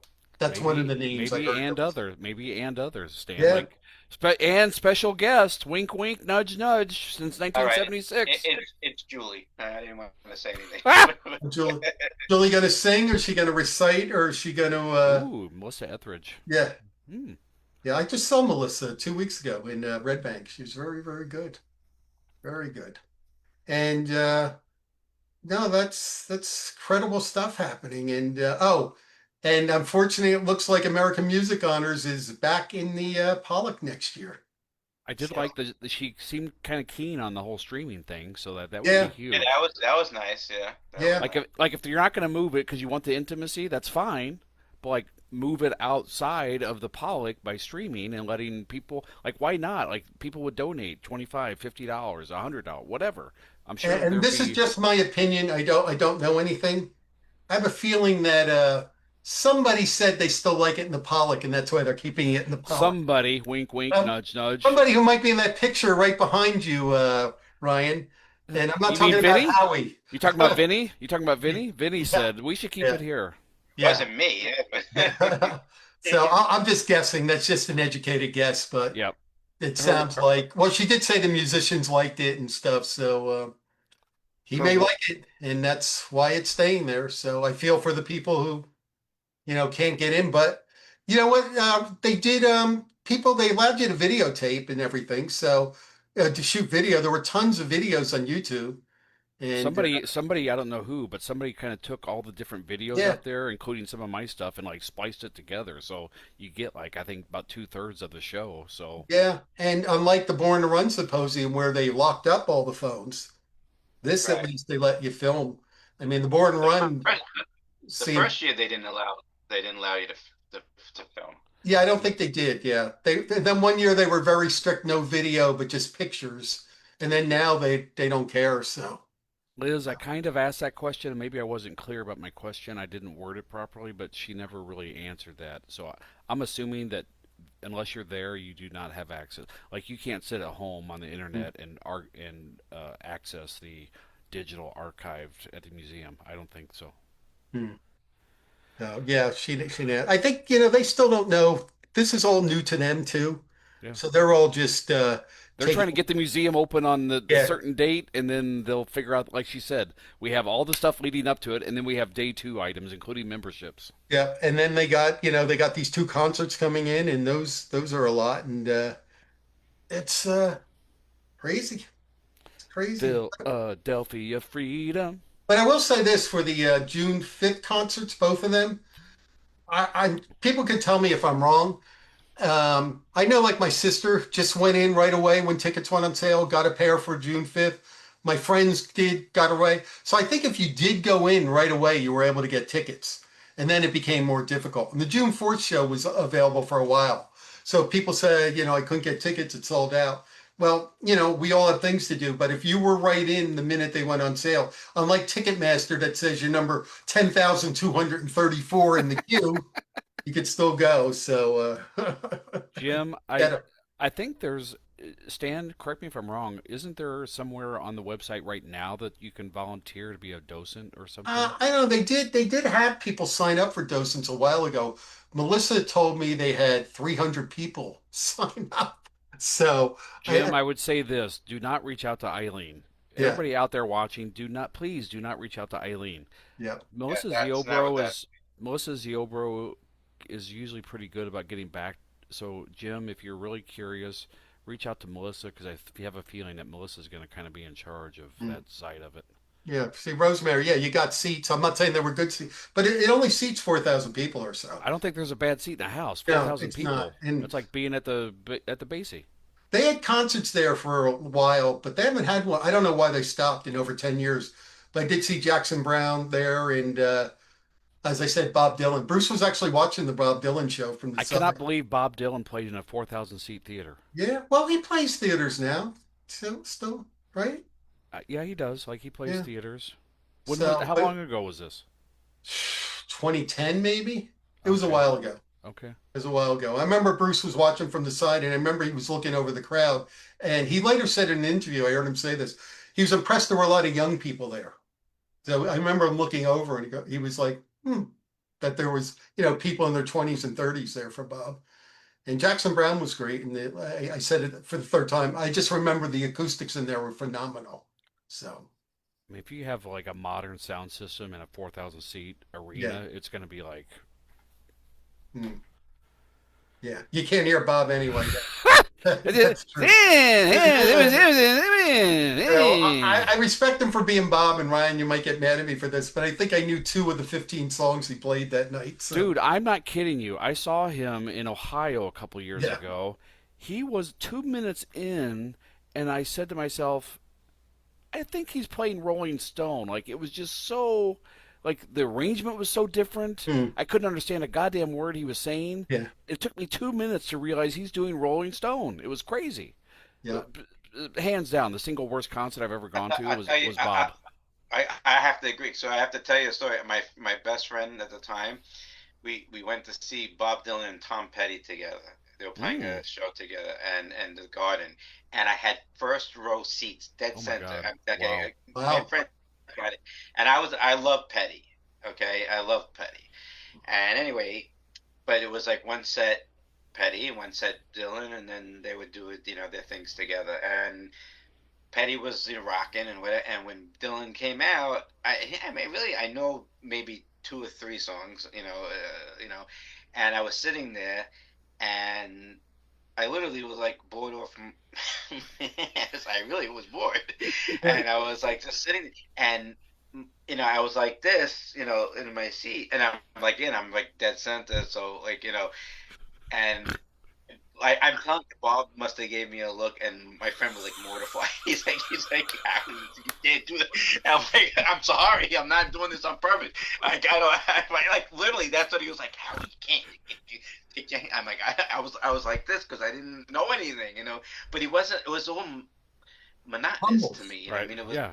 And he, And you it can't was like, understand a and I word he's feel saying. bad. I know he's a genius, and I'm not saying, anything, but it just wasn't my thing. You go from Tom Petty playing American Girl and Refugee and all this stuff, and I'm rocking out of my brains, and then I'm going into like all these songs I didn't know until he hit like a Rolling Stone. I was like, hey, yeah, I'm up. But that was the only thing I knew. Yeah. But yeah, It's like sorry. And hearing Max Weinberg talk for 15 minutes about the band in a 4 hour. Just certain things you don't want to hear at a certain time, you know. did someone put up um, that Max did a talk at a synagogue or a Jewish fundraiser down in Florida, and they said they had a Q&A, and it went on for a half hour, and Max only answered three questions in the half hour. So, yeah, So But if we ever have him on the cafe, I don't think we're gonna have any problems. I mean, yeah. so we you only, ask him one question, you wind him up, and just off he and, goes. and we Yeah, can come back like in an hour, and then yeah, we could do like when you ever see Speed, the movie Speed. yeah, You ever see that?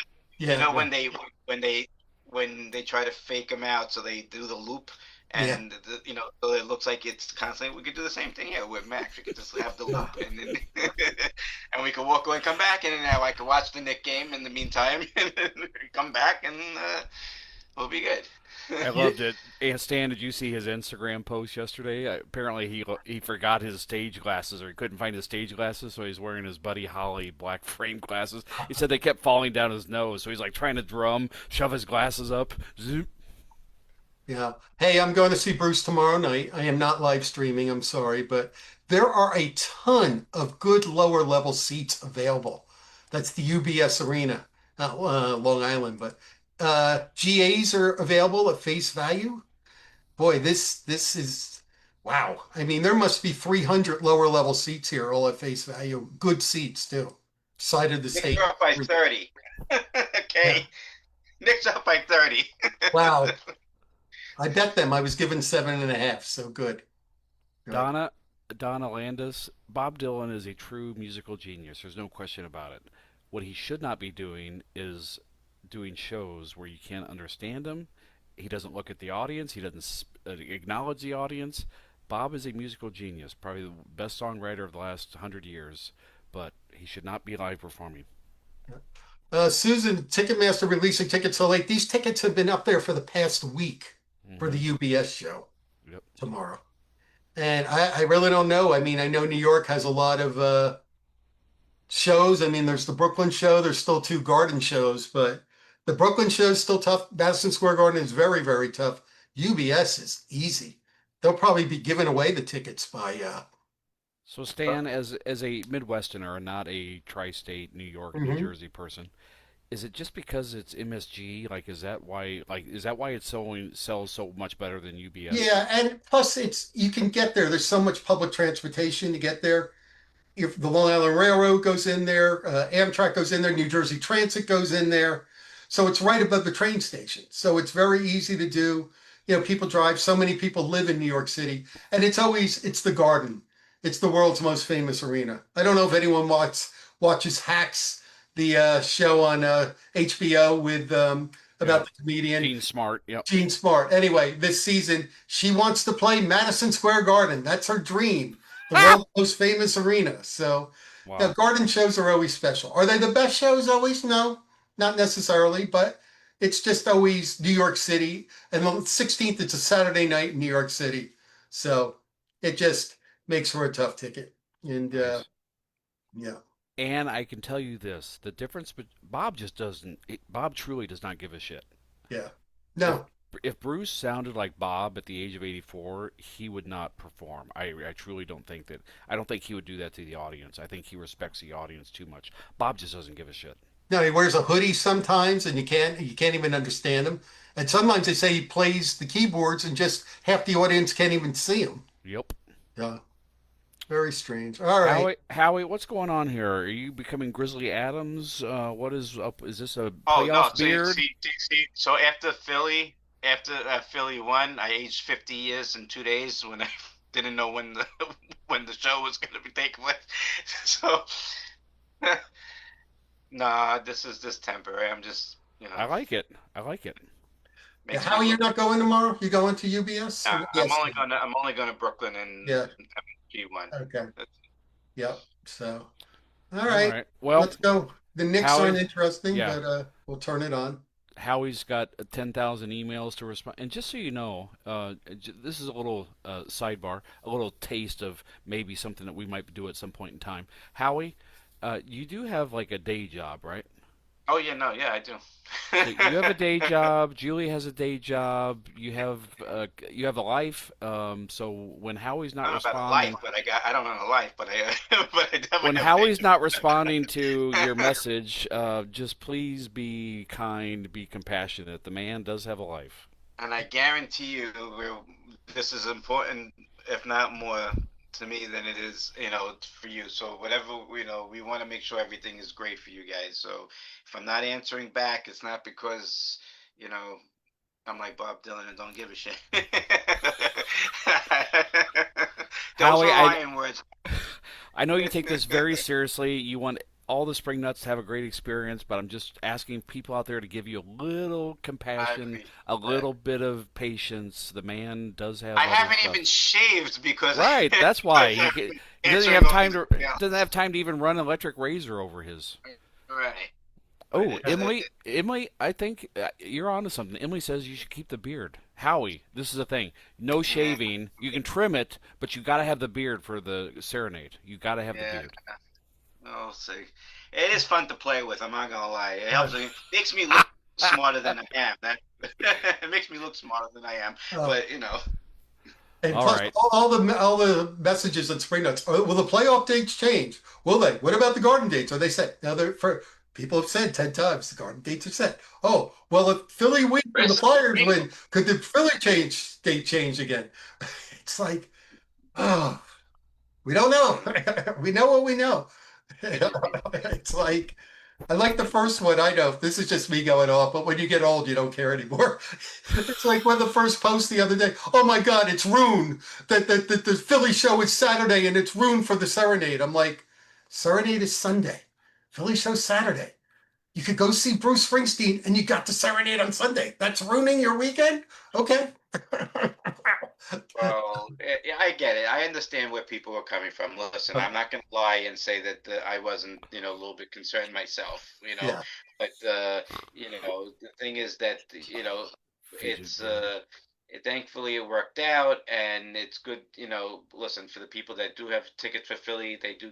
Obviously, we understand that you can't make Saturday night, but that's a small price to pay, knowing that you can go see Bruce, and it's only an hour and a half. And again, I have to say this again because people really, really stepped up and try to make this work for everyone. Instead of just saying all this stuff, to get buses and bring everyone together. And you guys get to do an hour and a half bus ride, not pay for parking, and you don't have to drive back and all this stuff, and you can sleep on the bus and all this great, and then experience a serenade the next day.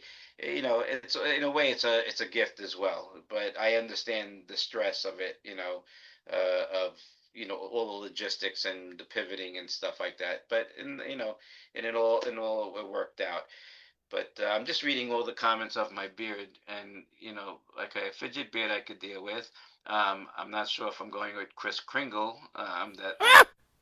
That one was a little not. Hey, I'm looking at the Philadelphia ticket sales. Ryan, there's fourth row behind the stage for 363. A lot of tickets available for Philly. So I'm those of you buying. who don't have tickets, there's some real good side stage tickets behind on the side of the stage, not looking toward it, but yeah, for $310. Wow. Ryan, That's then there's some real good ones, but our official platinum, $1,362. So, but there are tickets available for Philly. Howie, just so you know, Abe Lincoln before Oh, come on. 1861 did not have a beard, and like a 6-year-old girl wrote him a letter and said, "Hey, Mr. Lincoln, I think when you go to Washington, you should grow a beard. It'll look much more presidential." That's why he grew a beard, and that's how people know him. So there's your beard. You are the Abe Lincoln of the Bruce Springsteen world. Yeah. Huh. Oh, well, I know Well, there are you people. know how that ended, I though. know there are people. Yeah, exactly. I know there's some people you can show to shoot me. So No I, derringers. I, Nobody have the right, derringer. I don't like the way that ended. So Oh my God. Chris Kringle it is. Oh, all right. Let's All right. 2 hours. Yep. We're Go. good. Oh, the All Yankees. right, Did he have a guys. grand slam? Holy cow, he did. Yankees are up 12-1. Jesus. So, all right. Knicks are up a lot. All right. We had a good cafe again with Eileen, learned some new things. And just remember, Deidre's bus tour isn't official yet, so she will post something. Hopefully, she's Right. working with the bus company, so just give her time too. I talked to her today for a while. It's she got to set everything up, figure out how she's going to ticket. So don't go, Deidre. Is it set yet? Is it set yet? Is it set yet? She's got the show's what 4 weeks away, so 3.5 weeks away. So she hopefully will get it all right and all perfect for everybody. So. So is she going to use the same bus that you're using that day? Not Like the they're going same to. bus. I gave her my bus company, and she's talking to other bus companies too.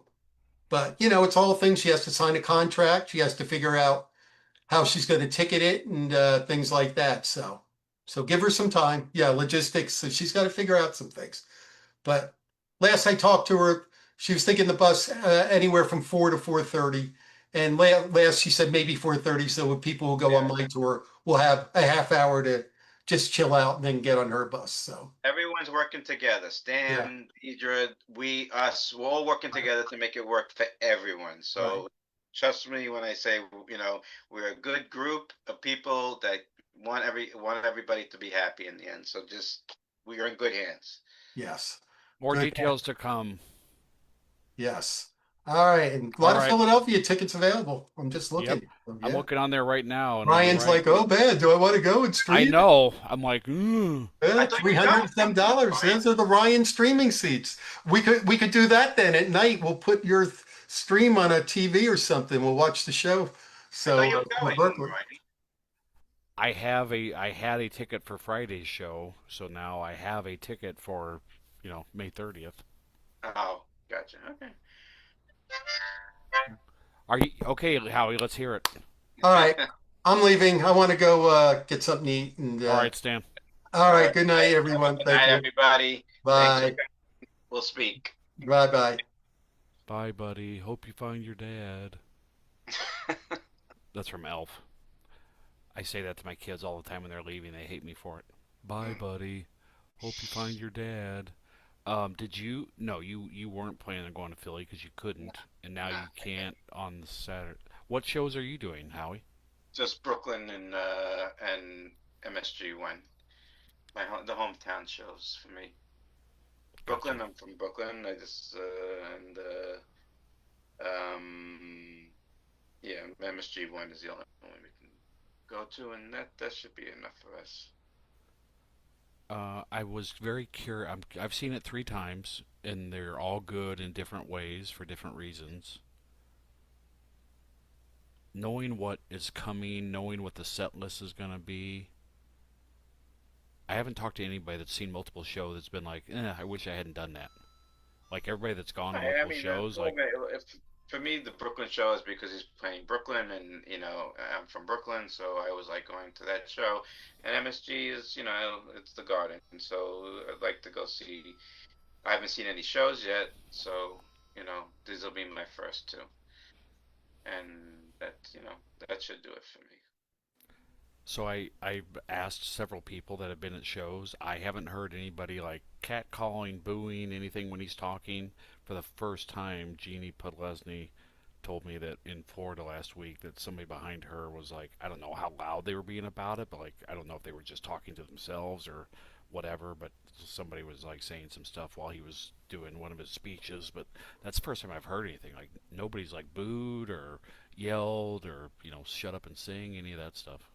Well, I think, again, my opinion on the whole thing is that everyone knows what they're going into. That's number one. And number two, on the flip side of that, I will, this is why I admire Bruce is because, he has his stance, he has his strong beliefs, but he's still, at the same time, he's not excluding the other side. He's trying to unify, which is the opposite of what, Right. you know, the administration is trying to do, right? And Right. so that's that says a lot about him because I mean, even I will say that about some of the people that have commented, in various posts and stuff like that. It's not, I don't agree with that. I don't agree where, you know, if you're not going one way, you don't get to see a Springsteen show when Springsteen himself was saying, "Hey, let's come together, and we want you here, and we want you, he says the right things. That's what a leader should do. I mean, that's what we're everyone's protesting against, right? What you're saying, leadership is unifying, not separating. So, and the shows look like, I've seen, I haven't watched every stream, because I want to enjoy the show when I see it, but Right. you know, I know what the set list is obviously and all this stuff, and I know there's a lot of these songs have different meanings these days, and and you could see the energy and it's great, and you could see Bruce is having a great time and the band's having a great time, and no one's been complaining about the same set lists and whatever. I mean, again, I mean, it is, except for like the Garden or maybe LA or whatever. There's no multiple shows in the same cities, but you know, if you don't get it by now, where what you're walking into, then you're doing Right. it to yourself. Right. I mean, it's there's nothing else to say about that. But This is I'm what excited for the show. this is what's on the back of the shirt that I bought. Everyone, regardless of where you stand or what you believe in, is welcome. So get ready to join the United Free Republic of the E Street Nations That's what for it an says. America. That's what it says on the shirt. I took That's a just picture of it. wait, is that an official shirt or is Yeah, that a? it's what it's Oh, his official shirt. It's on the back. wow. It's the front is him on stage, but on the back it's got the tour, the cities. That's an official shirt. I didn't know that was an official shirt. Wow, I will that's send it that's to you. amazing. So that's really amazing because again, here's a guy who can't stand, the president and what he's doing, but at the same time, he's not alienating his fans. He's telling them like, listen, come, we want, that's phenomenal. That's I would that's a shirt that I would buy. Yeah. I mean, because it's the message is the right message to me. That's walking the walk, and I give him a lot of credit for that. I really do. I really do. It says a lot about him, and it also, it should, I know I'm going to get, crucified for saying this, but a lot of people should, when they say that they think they know what Bruce thinks, Well, Bruce is telling you what he thinks. Okay, it's on the back of his shirt. He's saying it. Yeah, I hate the administration. I hate all this, everything that's going on. But that doesn't mean my fans that have been listening to me for the last 50 years that may not align with certain things, but come to the show and hear me out and hear what I have to say and make your own stuff. That's I like that. That's the part that always resonated about Bruce. Yes, he doesn't care if he loses people and because they don't want to hear it, but at the same time, he's not alienating them and saying, Right. "Don't come." Right. He's got integrity in buckets and spades. I mean, Yeah. that's clear. So Howie, one last question for you. This is a teaser for people watching Darkness is my favorite album. for our one-on-one. We know you're a man. What did you call it? A berry fan, mantelopes, Fanalope. mantelopes, Fanalope. fanalo. Yeah. Fanalo. You and Stan are Fanalos. What was your first concert that you ever saw? Like a big U2. concert? You too. And I Wow. saw them before, and I saw them before they were big. I saw them before Joshua Tree, and it was Unforgettable Fire Tour was my first show. Wow. The Garden. Nice. Holy cow. Your first show was you two at the Garden. Hmm. It's like you see certain shows. Somebody was telling me today they took their 13-year-old son to see Kiss back in like 1982, and it was like the dad turned to the kid and he's like, "Son, it doesn't get any better than this." Like there they are in full makeup, the pyrotechnics, the lighting. It's like, dude, like you take him to the top, your first show. It's like everything else after that is just like, it's okay. Wow, Yeah. YouTube back in the day. Yeah, and then the next album was Joshua Tree, and that was then they exploded. Hmm. I mean, great band. I know Dave Barry appreciate that somewhere out Oh there. yeah. All right, Howie, you go and have some time to yourself before you go to bed and get up and do Well, this again. Okay, well the Knicks are up 27, going into the fourth. 96 to 71. I got 98 to 71. I'm going with my score. So. That's what I'm just reading in the comments. So. Oh, I had ESPN going. I'm sorry, dude. This is the playoffs. Sorry, I don't. I'm being true to myself. No, I get it, dude. Like it'd be like the Cardinals are in the World Series and it's Game 7. Like I don't know if I could even be on this right now. I'd be glued to my TV. So I give you props Well, for. No, I pay attention, but I just had to check the score from time to time and know what I was, if I'm gonna, how my night's gonna go. All right, Howie. Have All a good right. night. You too, brother. It was a great show as always. Kudos to everybody, and thank you guys for hanging out with us tonight and spending time with us. And we have 27 days before Ooh. Serenade. Just like Bob and Eileen are looking at the clock ticking down, you need a clock that's ticking down to Serenade. Oh, I got that clock in my head and this hamster wheel in my head that I got going on. So one has to remind me. All right, guys. All Have right, a brother. good night. Everybody watching, have a good night. Thank you for watching, hanging with us. Thanks to Eileen Chapman for stopping by. Truly gracious of her to give us an hour and X amount of time. So, all right, night, Howie. Good night, brother. All right, we are out of here. Everybody have a good night. Thank you for tuning in. Do we have anything else coming up that I know of? I know he's working on a couple things, but I don't think we have anything else locked into place for now. We got too much stuff going on. I know I got too much stuff going on.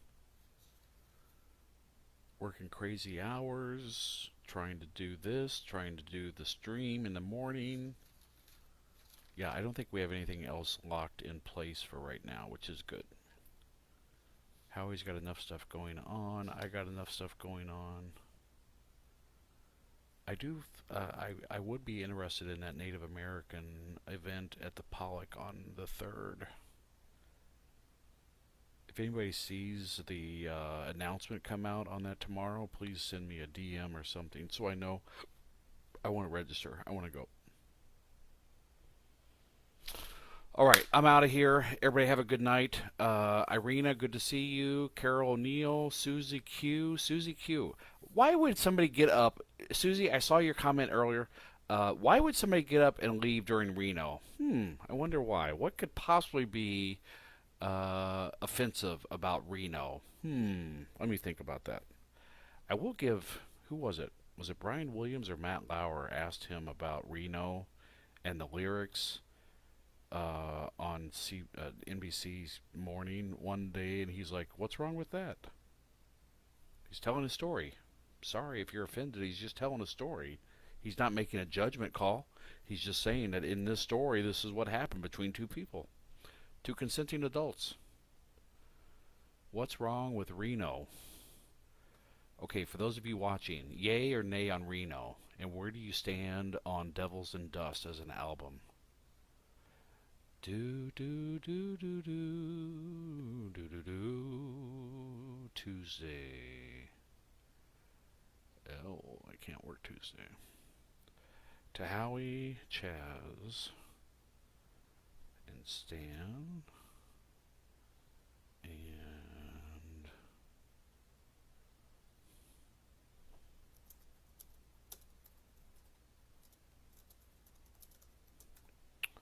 that's what he says. Everyone, regardless of where you stand or what you believe in, is welcome. So get ready to join the United Free Republic of E Street Nation for an American spring of rock and roll rebellion.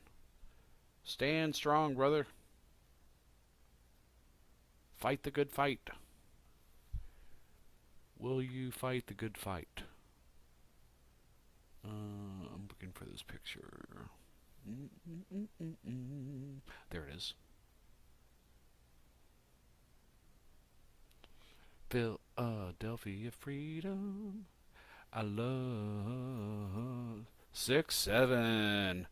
Irina, I thought that whole thing was done.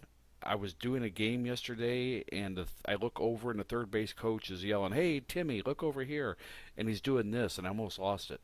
I was like, "What is this? You telling him he can decide what he wants to do? Like, what is this?"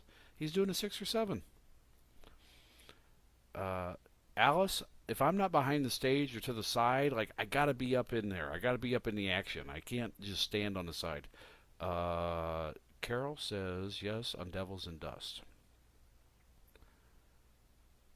All right. I like Devils and Dust. Some great songs on there.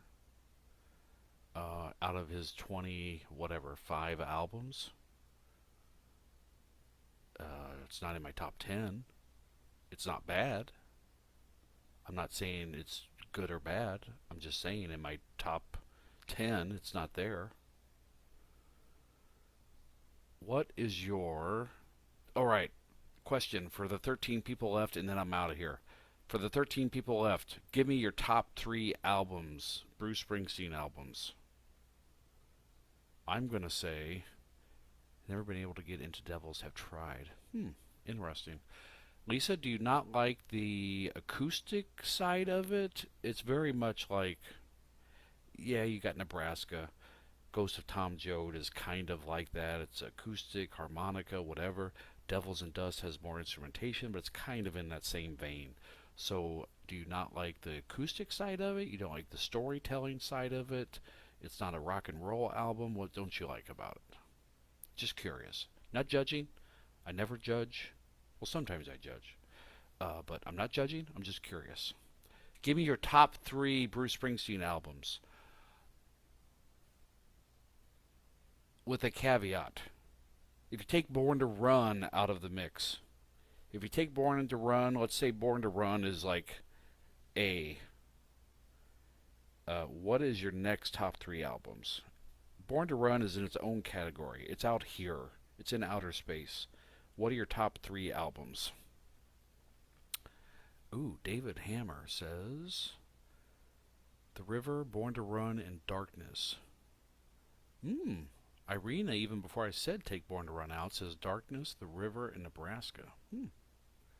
Interesting. Carol, Wild and the Innocent.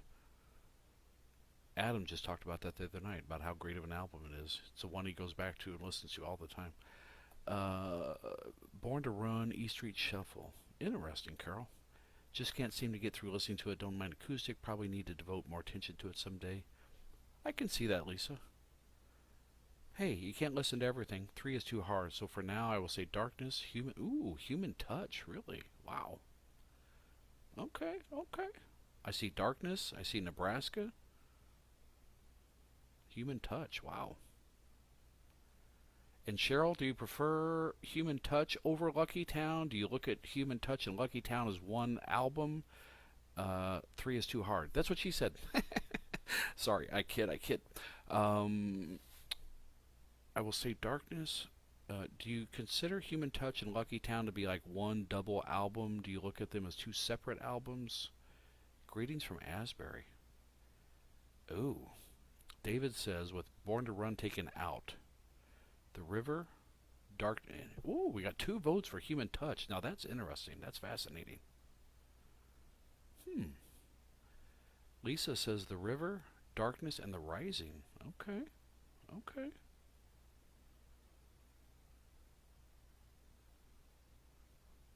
Okay. Irina says 2. Irina, I do think like they probably could have been. It could have been a double album. It could have been The River Part 2. However, they're 2 very different albums. One is much darker, more polished. Lucky Town to me sounds like it could have been an E Street Band album. And I think that's the disappointing part. And I think he even says this. Like, he wanted to try something different. So he got rid of the band. He developed a different band. And it kind of wound up sounding like E Street Band stuff. Like, it's his stuff. It's his songs. It's his songwriting. It's his music. So, of course, it's going to sound like him. But, what a toss-up. Yes, Irina, they have a different theme. David, if I take Born to Run out of the mix, Darkness,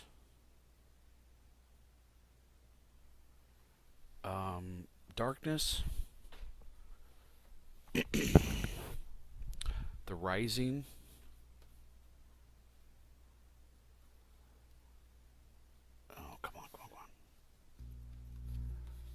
I'm going to say The Darkness, The Rising, and I really like Western Stars. It's not in my top 3, but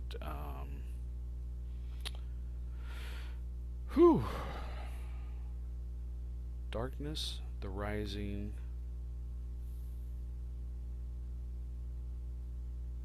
I don't know. I'd really have to sit down and think about that. I like Lucky Town too. I say Human Touch because Human Touch is one of my favorite songs. Interesting. Liz doesn't like the other band.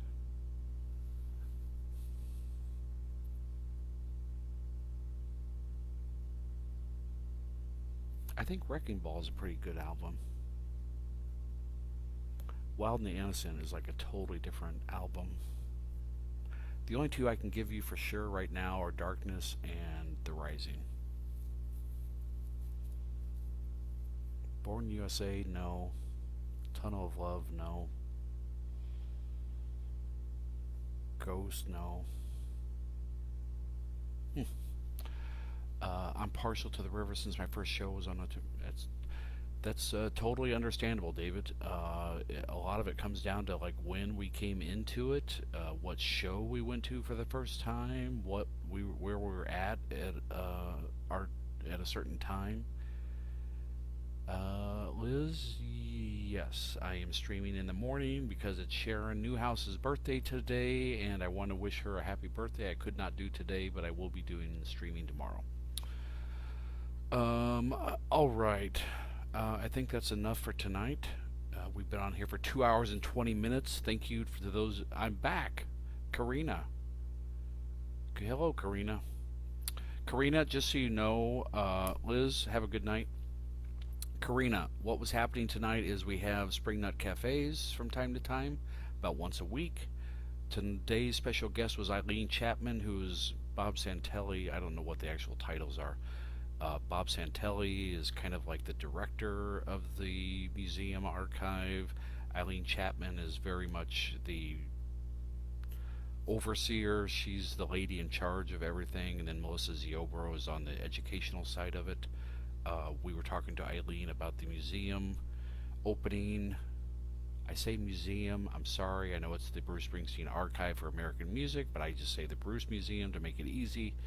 That is opening on June the 6th with a ribbon cutting event, and then the 7th will be open to the public. It's in Long Branch, New Jersey, which is the town that the house that he wrote Born to Run is in. It's on the campus of Monmouth University. So that's what was going on tonight. All right, I am out of here. Karina, good night. Glad you could join us from Ireland. Everybody else watching, Carol, Neil, hopefully I'll see you tomorrow. Anybody else that's watching that doesn't know, I do a stream in the morning some nights, some mornings, 3 to 4 times a week. 8 o'clock Eastern, 7 Central U.S. time. Just checking in, seeing what's going on. We got our friends, we got our favorites. We got people that have been from day one. Karina, she was very good. She's incredibly busy. They've got what, 20 some days left, 25, 26, 27 days left. They're burning down the clock. They're getting the archives ready to be put on public display. I'm assuming Bruce will go through one more time before they open to the public. Maybe not. I should have asked that question. Is Bruce going to come back? I think Bob said that he had just called and said, hey, I'm getting ready to go on tour. Can I come and stop by and see the museum? No, Bruce, you can't. You're not allowed to. I know. If your name's on the museum, you can't come in. I'm sorry. But yeah, so I would be curious if he goes in one more time before it opens to the public, just to get his eyes on it, see what's going on. It's 3:30 in the morning in Ireland. Wow. Karina, you are a beast. You're a night owl. Thank you, Carol. I know the whole headset thing is not ideal, but I need to be able to hear clearly and speak clearly, and I can't do that through my laptop. So I tried my earbuds one night, and that didn't seem to work out very well. If I look like a Time Magazine Life operator, then so be it. Time Life Books, how may I help you? All right, I'm out.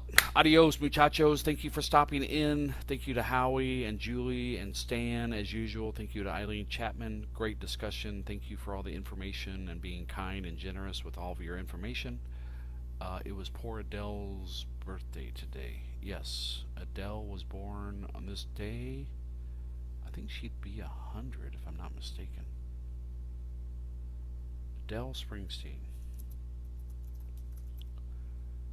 I think she was 96 when she passed away. Adele Springsteen was born in 1925. Wow, she'd be 101 today. She passed away at the age of 98. Yes, God bless to Adele Springsteen for giving us the gift of your son and being his champion and cheerleader for all those years and buying him his first guitar. Without Adele Springsteen, if she was a different person, we might not have the person that we have today. We all would not be sitting here. Listen to me yap my yapper. So God bless Adele Springsteen. I'll see you in my dreams. All right, adios. Have a good night. I will see some of you later down the road. Some of you tomorrow. Be well. Be safe. Take care of yourselves. Take care of each other.